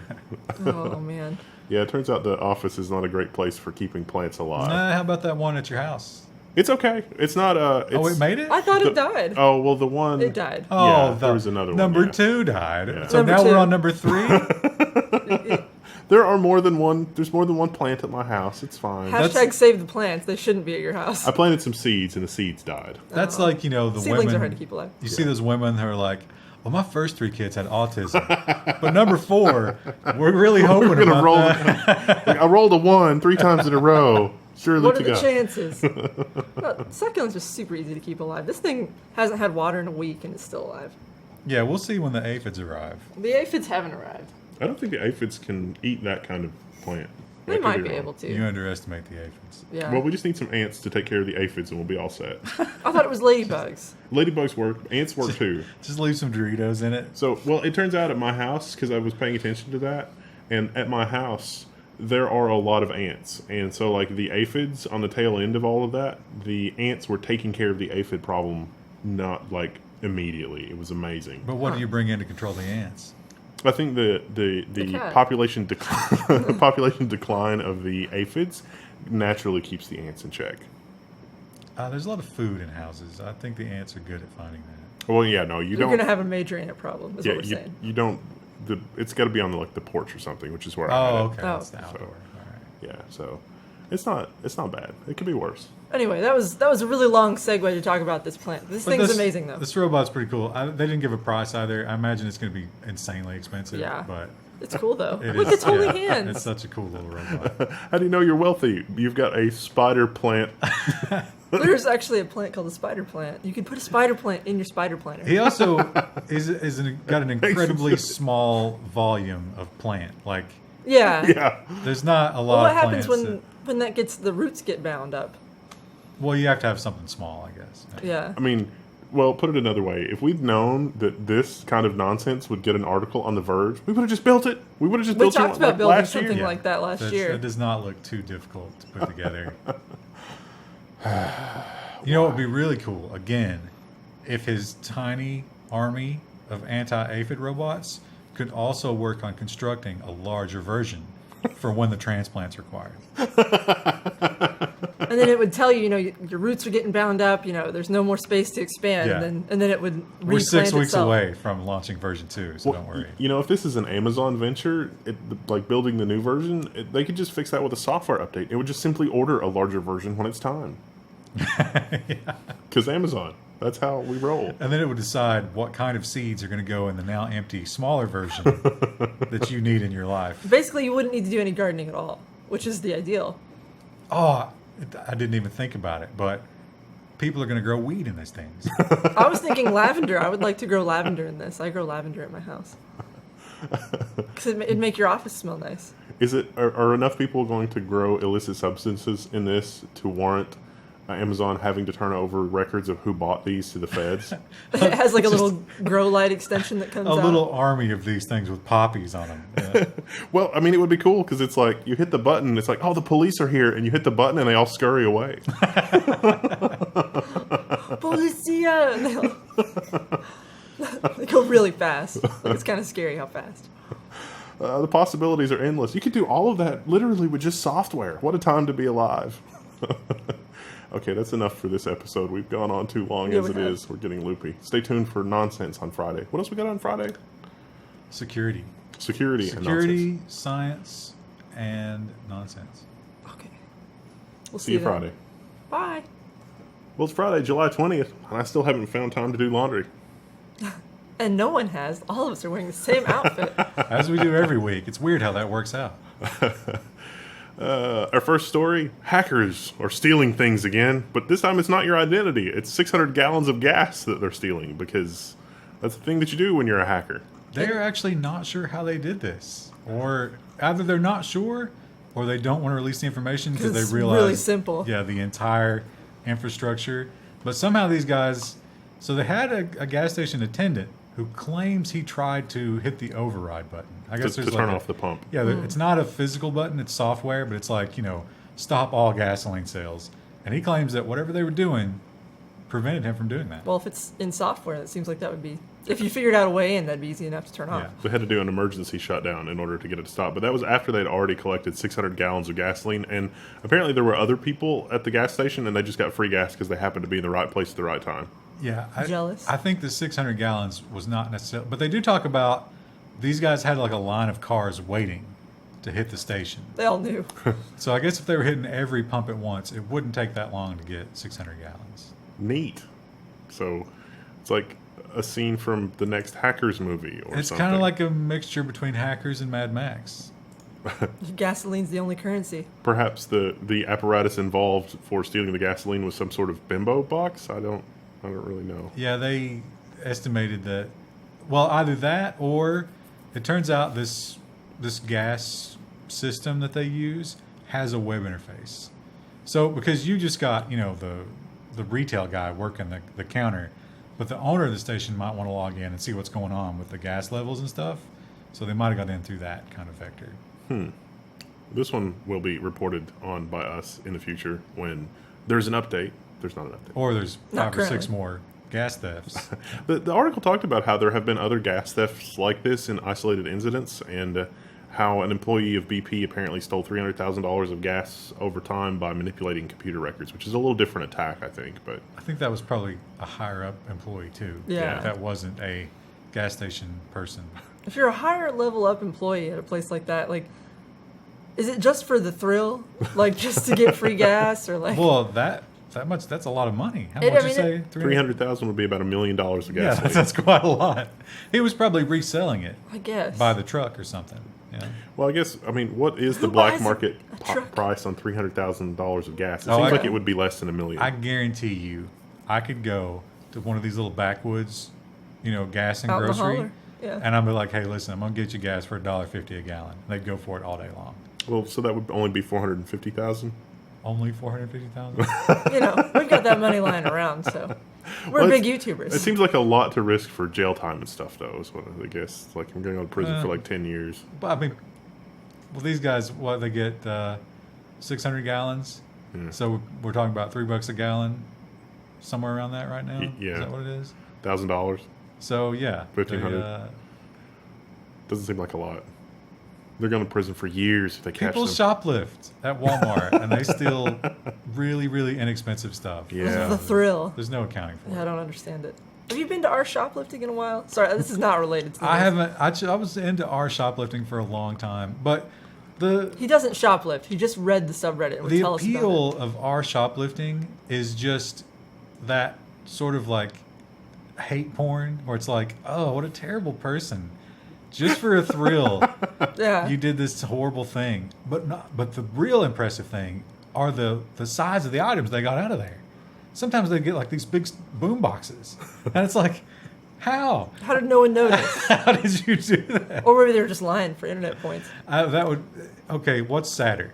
The actual shoplifter or the person who buys items and lies about stealing them for Reddit karma?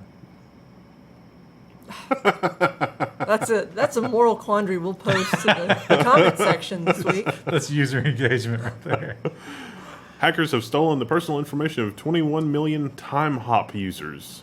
So time hop is a thing that I'd never heard of before. Apparently it never has heard something of to do with reminding you about Yeah. social posts. So it tells you, like, hey, on this day in 2014, you liked these photos on Facebook or something like that. you know? Oh, okay. So it's got access to your account. Yeah, well, more importantly, it has OAuth tokens, and that's what they got away with. They didn't get any credit card information or anything like that. They got those tokens for all those social media accounts. So don't let third-party apps access your stuff ever. In fairness, Same story as always. they found it pretty quickly. It happened overnight, and they found it the next morning and immediately reacted. So, but do you really need this service? Listen, I need to see something I posted when I was 16. It's important. Black Tech Advanced Persistent Threat steals D-Link cert for cyber-espionage campaign. So basically, when you write a device driver, it has to be signed by the company that makes it. You gotta get on a whitelist, basically. D-Link, they make routers and network cards and all kinds of stuff. Somebody stole their certificate, so now bad guys can sign whatever software they want, like as if they were D-Link, which is bad because a lot of the protection against malware in Windows is predicated on low-level device drivers being signed off by somebody that they're legit. Somebody else got one stolen too, but it was expired. And apparently, there is a market for this on the dark web, but these are very, very, very expensive, even when they're stolen. So they suspect that it would have to be a pretty big player to get a hold of one of these. So be on the lookout for a new 0 day that's posing as D-Link drivers or something to taking over all of our machines. Hackers have breached the Hola VPN Chrome extension to go after a cryptocurrency wallet website. So, is it Hola or Hala? Hola, I would Hola. think. I would think hola, like Hola. the Spanish word for hello. Anyway, they went after my Ethereum wallet, which has the acronym of MEW, which is funny because cats. And this thing was redirecting any time you went to myethereumwallet.com. It redirected you to a phishing site to try to sniff your password. And this is a really specific attack. You had to use this Chrome extension and use myethereumwallet.com. So I wonder how many people were really affected. Enough that it was probably worthwhile because cryptocurrency. I guess that's true. Malware has been found in the Arch Linux AUR package repository. Dun, dun, dun, dun, dun, dun. And there come the downloads without even hearing the circumstances or any of the details. Well, it's the user repository. I think that's important to know. the Arch user AUR, that's what This it is not the official Arch repository, but this is the user repository. But all the good stuff is in the user repository. The non-user repository is useless. But here's the thing. You kind of can blame Arch a little bit for this. Because the reason it was one guy, or at least one user doing it, and the reason they could do it is because when a package has been non-maintained for a long enough time, someone else can go in and take over. And that's what he did with 3 packages. They took over the Acro Read Linux, Arch Linux package, which lets you read Acrobat files, Right. PDF files. So And 2 others. And he put a little malware in there. But it wasn't malicious. It seemed like he was setting up for a bigger play. yeah. And got caught. Yeah, they actually did catch it pretty quickly. They caught it much more quickly than I would have expected for the Arch user repository. I've always been worried about this kind of thing with the Arch user repository, but that they caught it as quickly as they did actually is a pretty good thing overall. Maybe rethink the whole orphan package thing, though. Yeah. That seems a little risky. And I think that if this guy were a little bit more pro, like he did a little bit more work to actually obfuscate things, I think that it would have been much less likely that this would have been detected. Yeah, it almost seemed like, the way they describe it, the way he was writing these weirdly named files and everything, he was like, can I get away with this? What can I do with this? And he was just sort of experimenting. He didn't actually have an end goal in mind. Yeah. Also, we're gendering this person. It could be a she. Could be. It collected data from the machine, the machine's ID, the machine CPU ID, which is globally unique, other CPU information, the package manager, installed packages details, and the output of uname-a. So a lot of that information could be used to fingerprint an individual if combined with other information, especially the machine unique ID. But Probably not as effective as your browsing history. yeah. Some people will just jump out a window right now if their browsing history was sent, somewhere else. Mine would just be weird. Like, why do you look up diseases so much? I want to know. Malls in California are sending license plate information to immigrations and customs enforcement. Why would they even need to do that? Well, because they're trying to find illegals. And obviously they'll be at the mall. Yeah, everybody goes to Obviously. the mall. And the idea of doing it at the mall isn't so much to find out, are these people around? It's that people tend to go to the mall regularly. So you can quickly build a profile. Do people That's go like- to the mall regularly? Maybe just undocumented people, I don't know. But apparently it was useful. So they're like, hey, every Friday they go to Bed Bath & Beyond. I guess.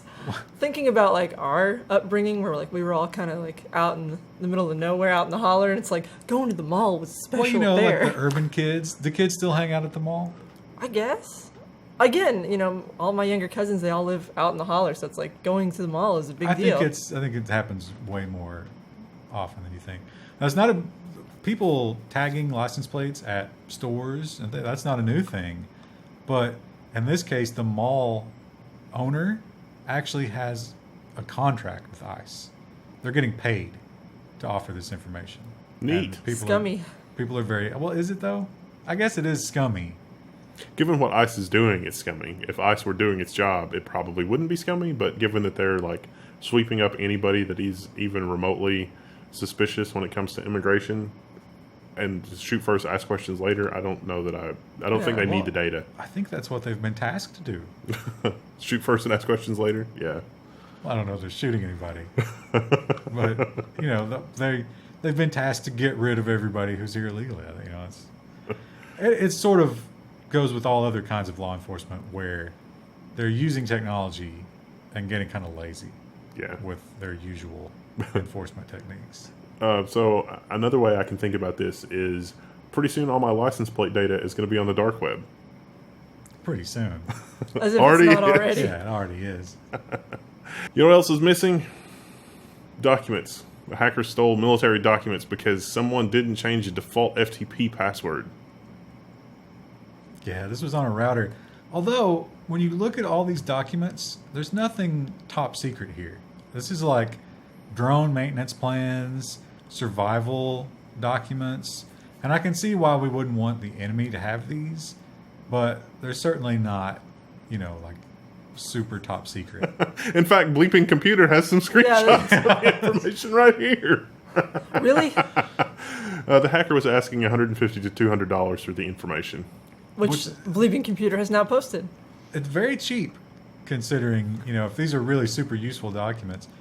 Like the one there was dealing with IEDs. So I guess, yeah, if ISIS had how we deal with IEDs, that could be bad because they could circumvent it. In other news, Chrome updated this week. You may have noticed that Chrome is using a significantly higher amount of memory than usual. Doing the news, we certainly have. That's something to say because Chrome was already pretty hungry when it came to memory. It's more hungry now. Chrome it's has ungoliant now. It's enabled site isolation feature for 99% of desktop Chrome users. So site isolation will hopefully help mitigate things like Spectre and Meltdown because each web page is running in its sort of own isolated area. Well, each domain. Or each domain, yeah. So you don't have to worry about cross-site stuff because the Chrome.exe is literally just working with one domain at a time. The good news there is they were able to roll back some of that timing stuff that they changed because now there's no worry about that happening because each one is its own container. So I think it was almost a wash in terms of performance. Woo! And another story that is not a duplicate of any of the other stories, any of the other times we've reported on this, of which there have been many. There's yet another new Spectre and Spectre variant. How happy that little ghost is. Yeah, I mean it's just. Well, he's angry. It's the same logo. He's not got angry He's eyes. malicious. All over again. This is bad news. Bad news. It's just more speculative. There's like a buffer overflow, and what was the other one? Was like writing to the protected spaces. It's pretty much the same story. They just keep finding new ways. Now, I think this one is an important distinction because it does allow writing to protected areas. And we had that on the Intel CPUs, but it looks like this is going to affect Intel and ARM for sure, and maybe also AMD. But it still requires your system to be previously compromised. Yes. In a very serious way. Yes. So, bad news for Amazon, but do you have to worry about it with your desktop? You're probably already screwed at that point. I wonder if this is actually affecting Amazon's bottom line because you could get reserved instances and dedicated instances. And theoretically, I guess with the dedicated instance, you wouldn't have to worry about other people using the hardware, but those are vastly more expensive than the usual stuff. So I wonder if people are moving to dedicated instances or moving their hardware elsewhere. That could be good for Amazon, is that what you're saying? Yeah, because the margins are just so crazy.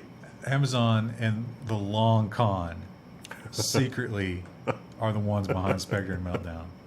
Good. It's people are picking up the phone. It's like, good news, blade centers are back in vogue, which is like the number of nodes per U of rack space becomes the new measure of data centers instead of compute per watt or whatever. Smart TVs are invading privacy and should be investigated, senators say. So, wow, they're about 10 years behind on this one. What senator was like, hey, this thing's taking all my stuff? Well, I think they read some of the recent articles about that stuff, and they were like, wait a minute. I do have a stuff in smart- front of my TV. Yeah, like they're just now getting clued into this. Yeah, they want some sort of... It's very vague. It could also be just a PR move, but that's it. Somebody needs to do something is basically what they're saying about smart TVs. And they mentioned the one smart TV company that... Apparently there's one company that processes a lot of that data and offers marketing people the profiles of the people based on that, and they're targeting them specifically. I wonder if they will be as outraged as they were with the Zuckerberg's testimony, because the TV has a potential to be a much more universal and much more comprehensive invasion of privacy than Facebook ever was. Because with Facebook, you're volunteering. With the television, you're not necessarily even aware that the TV is doing what it's doing. Well, with this one service they're talking about, you do have to sign an agreement or, agree to the user policy. And it does cover all of the crazy stuff they're going to do, but of course no one ever read it. Yeah. Yeah. Well, I mean, I've got one of those TVs at home, and it's like, agree to the terms. And when you say no, it just turns off. So. That's, GDPR made a rule about those policies, right? They have to be really short and to the point. Yeah. So I wonder if TV manufacturers are doing a Euro version and everywhere else version. Oh, I bet they are. That's probably worth it to them. Do you work as a web developer? Do you have to deal with the Node package manager? Got some bad news for you. If you're using the ECMAScript 6 lint package, it was stealing your NPM credentials, which could maybe be used to add bad stuff to whatever you've got in the Node package manager. Yeah, this is kind of like the Arch thing. somebody got a hold of a poorly protected, legitimate package and injected. They were better than the Arch guy. They actually put a password sniffer in there and a malware. I think this is something that has been known to developers within the NPM community, or developers in general, I think, for a long time. I think Dave Grohl, I can't remember his name, Dave something or other, actually did a presentation on this like a month ago. Is that right? Guitar player for the Foo Fighters. That's what I was thinking. No. He's into it's JavaScript. Probably muted. It's probably not the right name. But there was a guy who is well known in this community who was talking about this at a presentation like a month ago. And so literally in his presentation, he was like, I'm just going to go get, ES6 lint. Oh, I hope it doesn't take over my entire computer. Ha ha ha, sort of jokingly. And then this happens. So that's sort of fun. The Dave Grohl that me and Ryan immediately just gave each other the side eye. Like, did he? I probably got that wrong because It might be the same name. I don't know. You know, that should be your new thing. Because last week you called Kiss ZZ Top. Oh yeah. So like every week you Just need to bait do everybody. a clueless music reference. there was one that I did intentionally in the Doctor Who segment, which is there's a term for when you take one part of one thing and another part of another thing and combine them erroneously, and it was with the names of the Doctor. It was like Matt Tennant and Oh, I saw someone correct you. They're like, oh yeah. no, Well, it's no, David Tennant.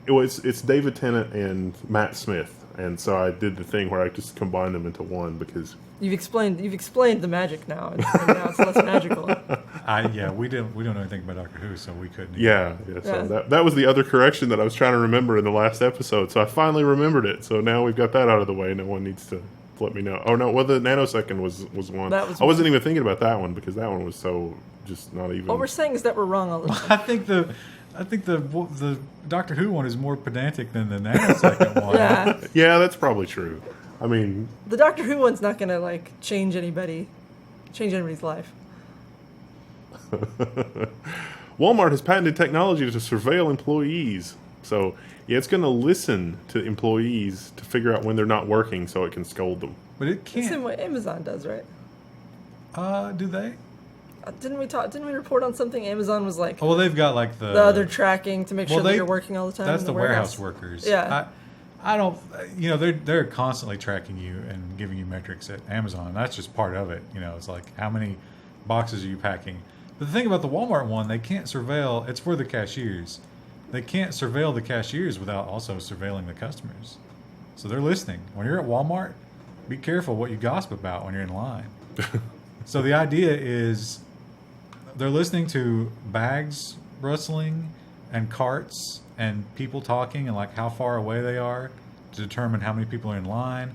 If the cashier is asking you about your day, or are they chatting too much with you? So there's going to be a lot of metrics they measure. Listening for that very distinctive Walmart boop.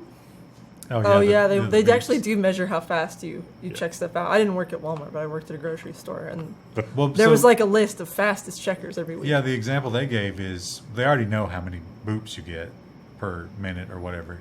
But if you're talking a lot and your boops are down, then they're thinking, no, you're too chatty. You need to get the BPM up.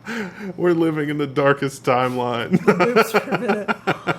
I got fired from my job because my boops per minute were too low. I'm gonna need some happy pills, Doc. You're gonna have to help me. Oh, you've doubt got no that- health care. I'm sorry. I doubt that Walmart ever is not busy, but like the grocery store I worked, there was some times where you just didn't have anything to do, and like I would usually clean my check lane when I didn't have stuff to do, but sometimes you'd like stock the gum and candy, you'd clean your check lane, and then you still had nothing to do. So like, would I be penalized for like a slow period of the store? Is that my fault? No, As the because cashier? no, they're cross-referencing it with the data coming from the kiosk. The door and stuff, yeah.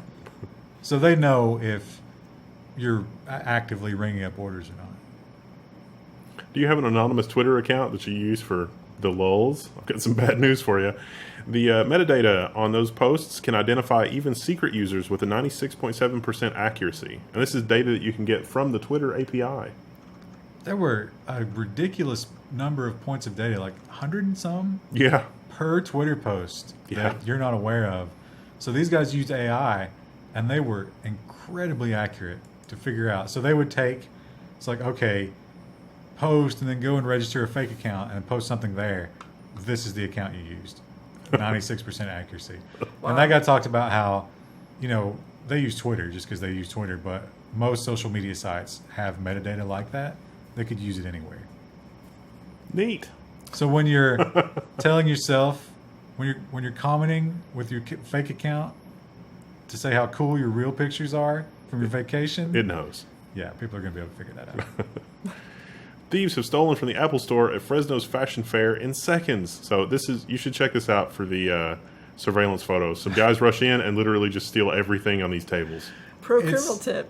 I don't think these were pro criminals. There was nothing They particularly. probably scoped it out, right? Didn't we talk about this earlier? They had to have gone in and scoped out to make sure that there weren't stuff like security tags and stuff on the things before they went in. Well, I don't like, even if they would have beeped on the way out. It doesn't. I mean, it was obvious they were stealing. Yeah. That everyone in the store knew that these But guys even were like thieves. a tether, though. No, I mean I'm thinking like a tether thing, A not tether just a. probably could have done it. They probably don't use tethers because they don't like the aesthetic. Oh, I bet Like you're right. The clean table. I've actually never been in an Apple store. It's funny, they cleaned out 2 tables, and maybe there was another one in the video we couldn't see, but they claim that the items on those 2 tables, there's the 2 in the middle in the picture there, $27,000. Yeah, that's the part that I was thinking. It was like, this does not look like $27,000 of computer equipment. 2, if that is $27,000 of equipment, good Lord, it's no wonder that Apple has $100 billion in the bank. You're telling me that all I need to do is just rush in, steal a bunch of crap off of an Apple table, and then I can pay off my student loans. Well, you got to sell them. They're not going to get $27,000 on the street. No. It's going to be like $2,700 on the street. But we have another story about how you can pay off your student loans later in the program. A guaranteed way. Guaranteed. Our next story comes to you from the Washington Post, which we're not going to keep reading for $1. But an ex-Apple engineer has been arrested on his way to China because he apparently put a lot of crap about Apple's self-driving cars on his laptop. Well, Or his wife's laptop, I'm sorry. he was a terrible thief. I mean, He doesn't watch this program to learn pro criminal tips. I don't think you get to watch YouTube in prison, but he went to China. He went on vacation to China. And then he came back right after his vacation. He was like, yeah, I'm quitting. I'm leaving. Because my mom is in poor health. Yeah. And then they did an exit interview, and they were like, well, where are you going? He was like, I'm thinking of going to this other self-driving car company. And then his check-in time and all of the hardware labs went up like 600% that week. Oh. And he brought in his wife's laptop, which he never did before. So, yeah, they picked him up at the airport, and sure enough, he had all the documents. On the one hand, I worry about, Apple just being able to phone up the FBI and being like, arrest this guy at the airport. Pretty cozy. But on the other hand, it's like, this is the amount of circumstantial evidence here could drown an elephant. He left quite the trail. So we'll just see. We'll have to wait and see how that one plays out. Maybe this guy's just the unluckiest guy in the world ever. I don't think Probably so. not. I think he did it. Yeah, probably not. I'm pretty sure. Chinese police bust a World Cup gambling ring with more than $1 billion in cryptocurrency. So, let me translate this article for you. There was a site set up to take bets online, and it got $1 billion of cryptocurrency. So that was too tempting a target for law enforcement. So now law enforcement has $1 billion in cryptocurrency. Yeah, that's That's for the sure. TLDR. And nobody's going to go and ask for their money because they knew it wasn't legal. Turns out the only legal gambling in China, I was surprised by this. I guess Hong Kong has casinos, right?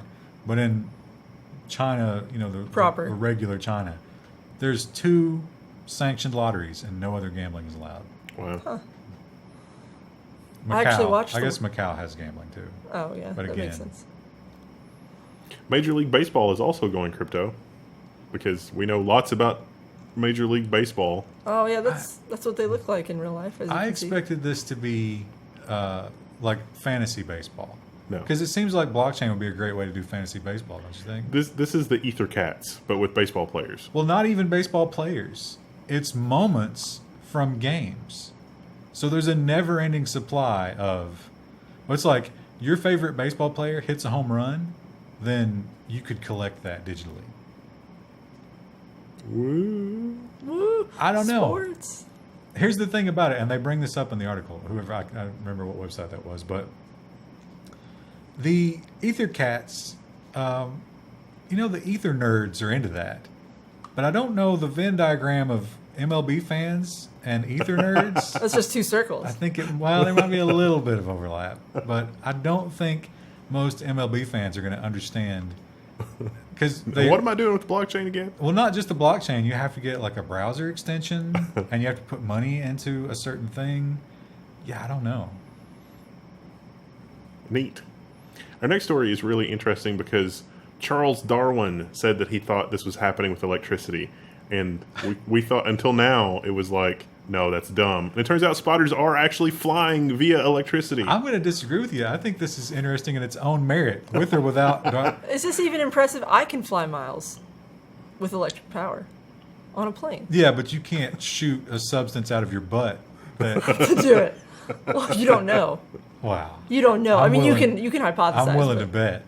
There is a little picture. Oh, yeah. Oh yeah. yeah, there he is. So these spiders can shoot that in the air, and it's like a ribbon, but the ribbon has some kind of electrostatic property, and so it will actually propel the spider in the air.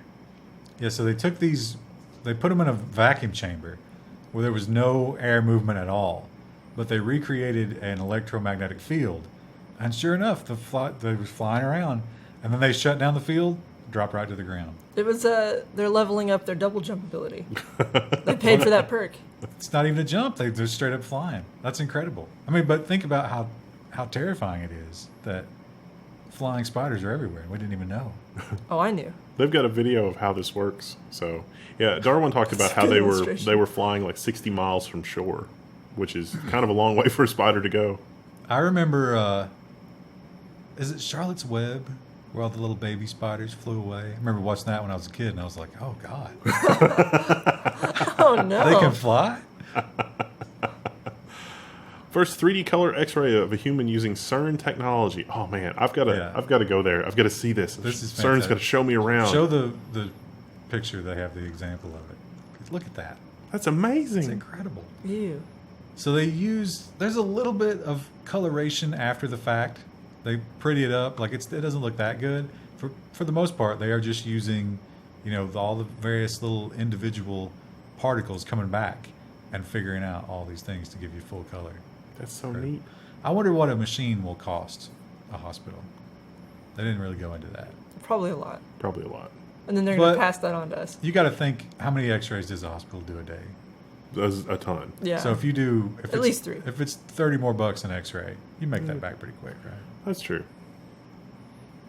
Optical cochlear implants restore hearing in deaf gerbils. So apparently there were some gerbils that could hear well, and they deafened them for this experiment. That was Poor pretty brutal, gerbils. wasn't it? Yeah. But the cool thing is, they figured out that the bones inside your ear can respond to light.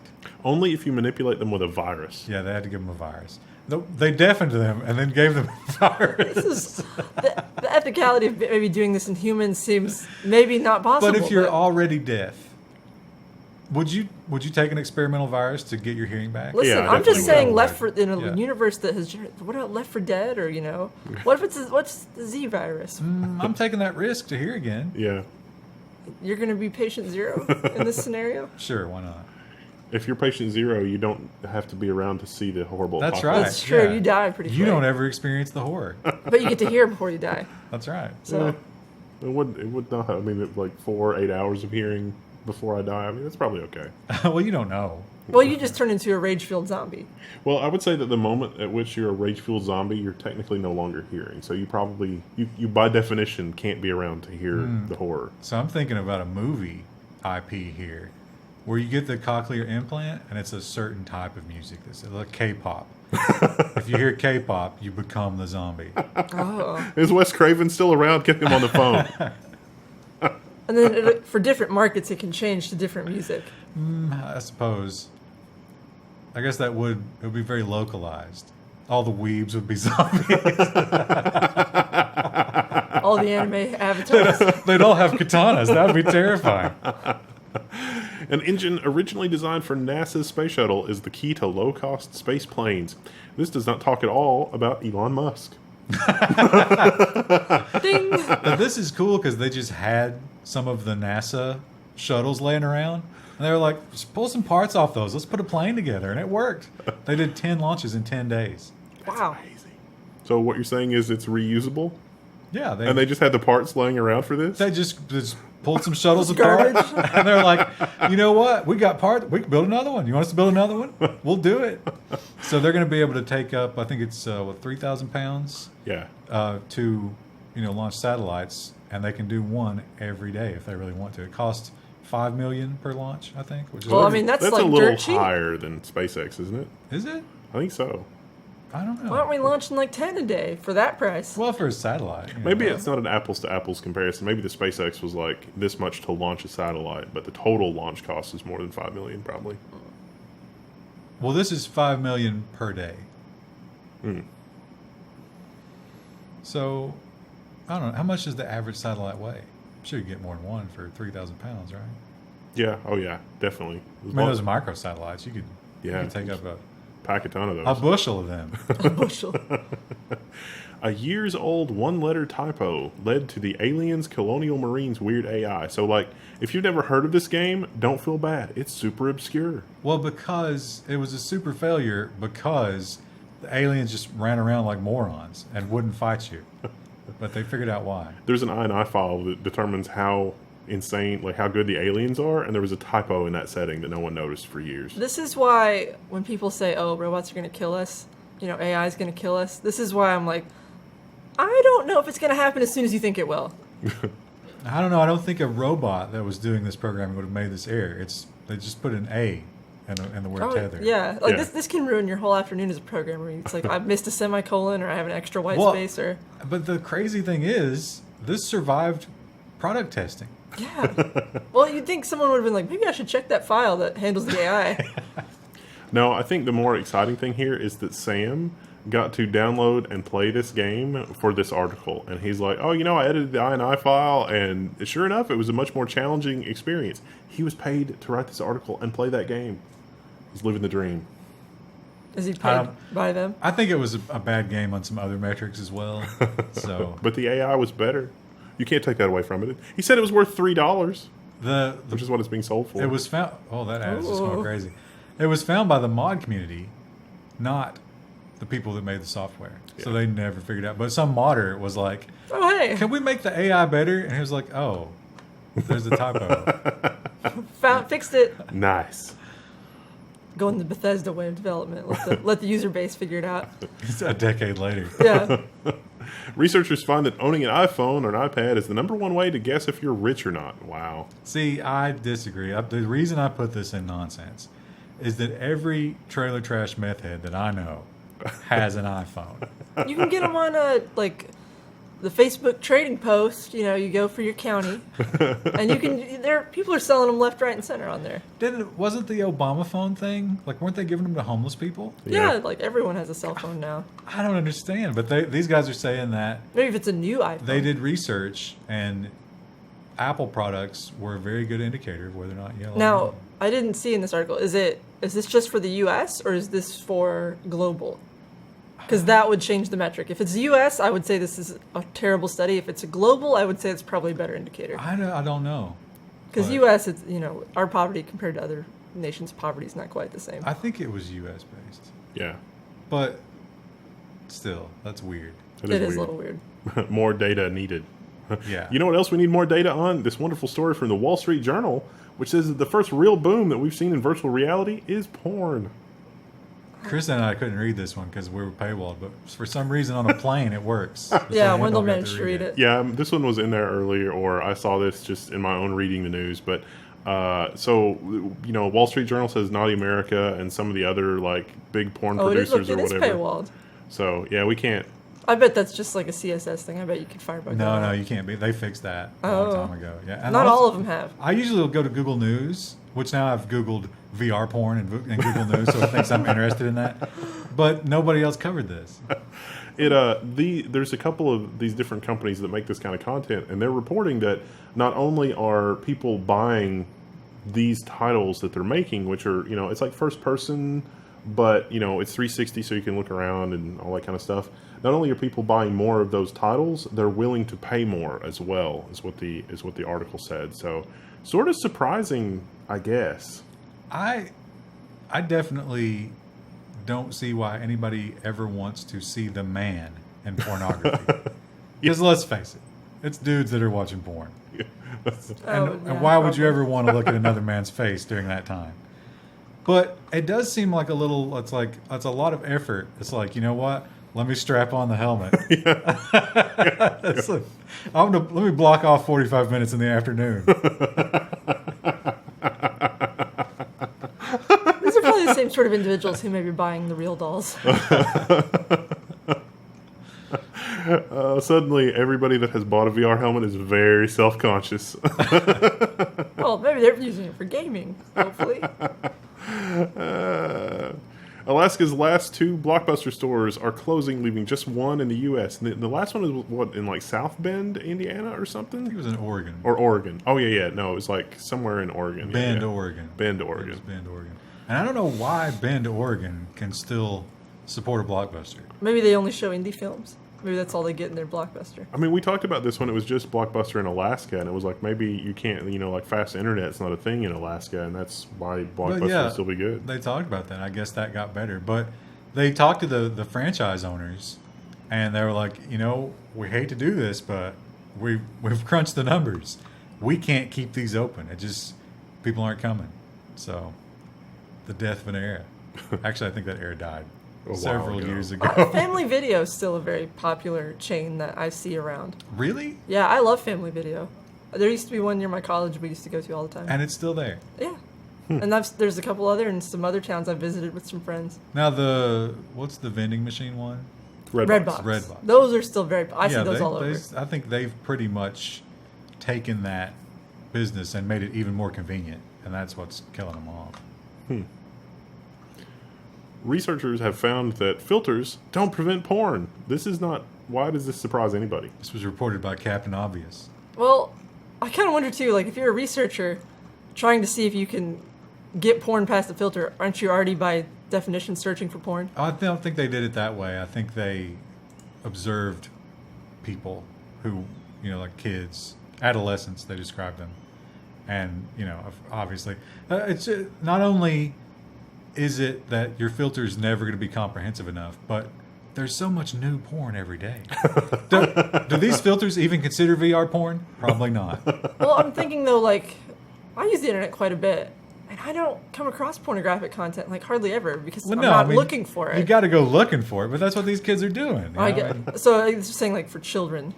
Right. The idea is like parental control. That kind of filtering. Or the UK style control. That's what where I it's was like, thinking of. We're going to opt out of this household. What, you think people in the UK aren't searching for porn? No, yeah. I'm just, That's what. yeah. It doesn't work. It can't, by It's never. definition. But they're still batting that around Yeah. in the legislature in the UK. They want to try, which Can't have a knife in London. Potato peeler. Can't have a potato peeler in London. no reason to get a VR headset.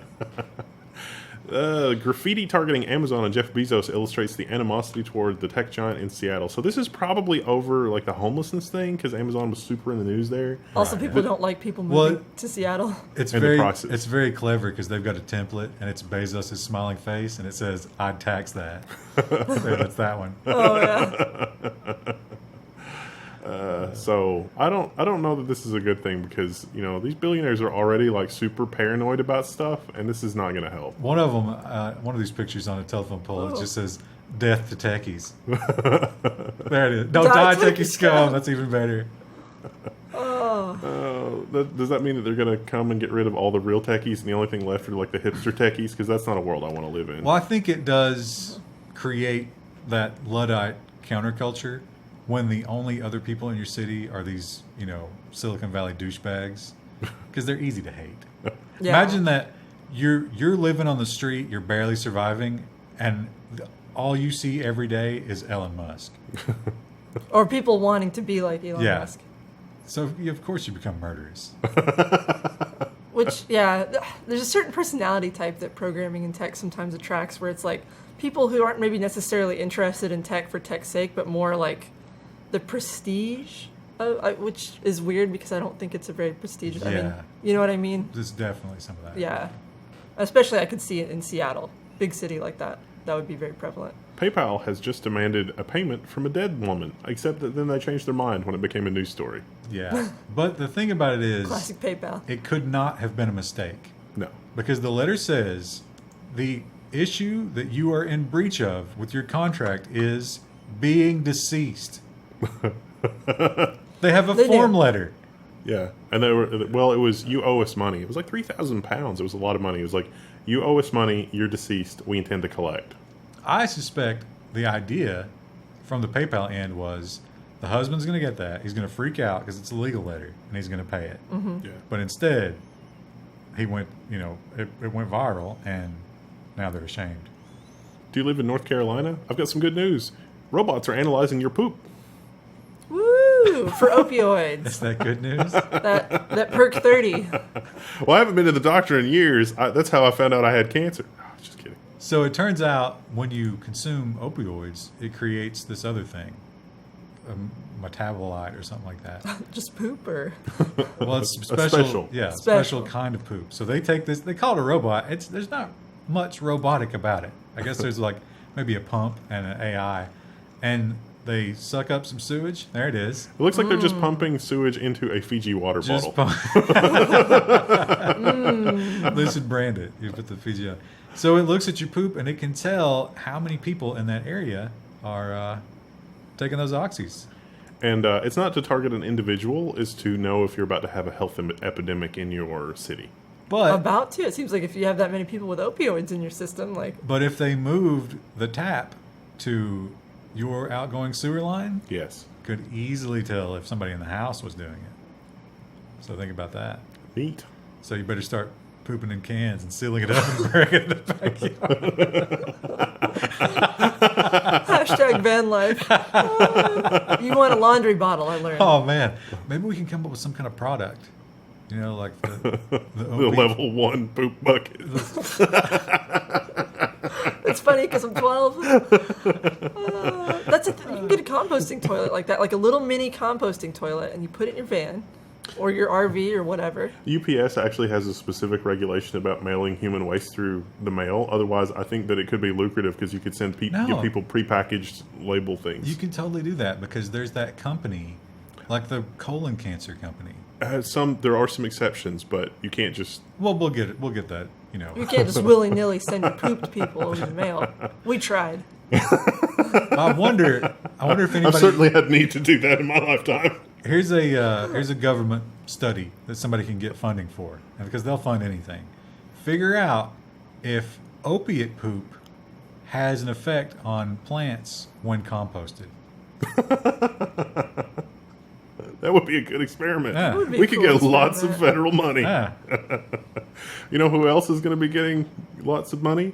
Game show contestants. This new game show will pay off your student loans. I've seen a lot of people talking about this. Like half the people I'm friends with in real life are like, I would totally do this, but It's really not any different than if they just give you money. well, Like- if you were smart, you'd put it toward your student loans. But I don't think a lot of people who run game shows are that smart. But I don't think, for legal reasons, they have to give you the cash option. You can't just take the money. Yeah.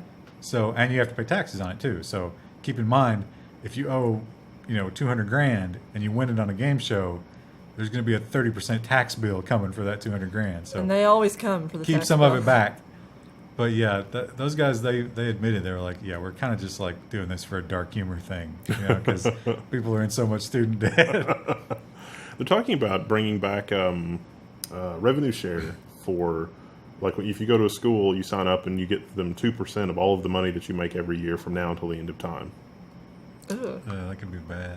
That was Ugh. Imagine, but yeah. like, if you invent something, Yeah. do they get that Yeah. too? Yeah, That's like indentured servitude. yeah, a little bit. Here's the thing about the game show though that I liked. They do like general trivia and stuff like that, but in the later rounds, they do major specific questions. Yeah, like what you studied. So in you school. have to actually like be good at whatever it was. Nice. People are donating money to Kylie Jenner to help her become the world's youngest billionaire. I think Ryan sent me this story, and I was like, how does this have anything to do with technology? And he's like, listen, I've been playing fast and loose with the technology part of nonsense for a while. It's GoFundMe. It's kind of I guess. GoFundMe. That's a website. So she's 20 and she has a net worth of $900 million. So we need a GoFundMe to get that last $100 million stretch goal. Just for the asterisk here, she didn't start this. Someone else started it. So far, they've got $268. So this should be like another dark humor thing, right? Because Yeah. Yeah, this is satire. Well, she appeared on the cover of some financial magazine. She's like, the headline was something like, youngest self-made billionaire, and everyone was like, wait, self-made? She's part of one of the like largest, Right. richest families in the world. A lot of people have been making fun of this, and some people are actually touting this as like, don't waste your life in the rat race. Just be like Kylie. And it's like, well, Just be rich? Yeah, Like, you want be- us to all sell makeup? I think that would be a saturated market. Well, and or just be part of the Kardashian family and hit it big when your sister releases a porn tape. I don't. What's the career path there? There's one of those kids, one of the boys. You never hear about them, and I always like because you hear people make fun of him because they all had something that they were doing. Yeah. Like she had the makeup and whatever, and it was kind of like, we're not mooching off our family. We do our own thing. His thing was he designed socks. Yeah, well, they all have like a clothing line. He got each into one. socks. I was like, good job, buddy. And it's totally successful. You're really striking out on your own there. And it's totally successful, not because of your name, but because your socks are that high quality, yes. Just like her makeup, I'm sure. She was deeply involved in the quality testing. I bet he was breaking some new ground with those socks. Yeah. Oh, for sure. Definitely not the Kardashian name that sold those socks. I weep Or for that makeup. humanity. Yeah. It's a sad story to end on. That brings you to the end of Friday, and wow, what a world to live in if you could actually make a living selling socks. Like, I hate my job and I hate dealing with people. I'm gonna make and sell socks. I'm gonna knit them and sell them online. And Well, it's gonna be if fine. you were good enough, you could probably you would make a decent living if you made an awesome sock. You could probably survive. But being a 20-year-old billionaire, no. Yeah. Well, here's what you do. If you want to be a 20-year-old billionaire, right? You go back in time and you convince your father to be one of the greatest Olympic athletes to ever exist and then become transgender. I thought you were going to say invest in Amazon or Apple or something, but your answer is much better. Yeah. And then tell your sister that she should totally release that tape. That would be the next thing. Well, go ahead and film it yourself. Don't leave anything up to chance. And then, and then exploit all of your siblings. So then when it's your turn, you're ready to go, and then you're a self-made billionaire.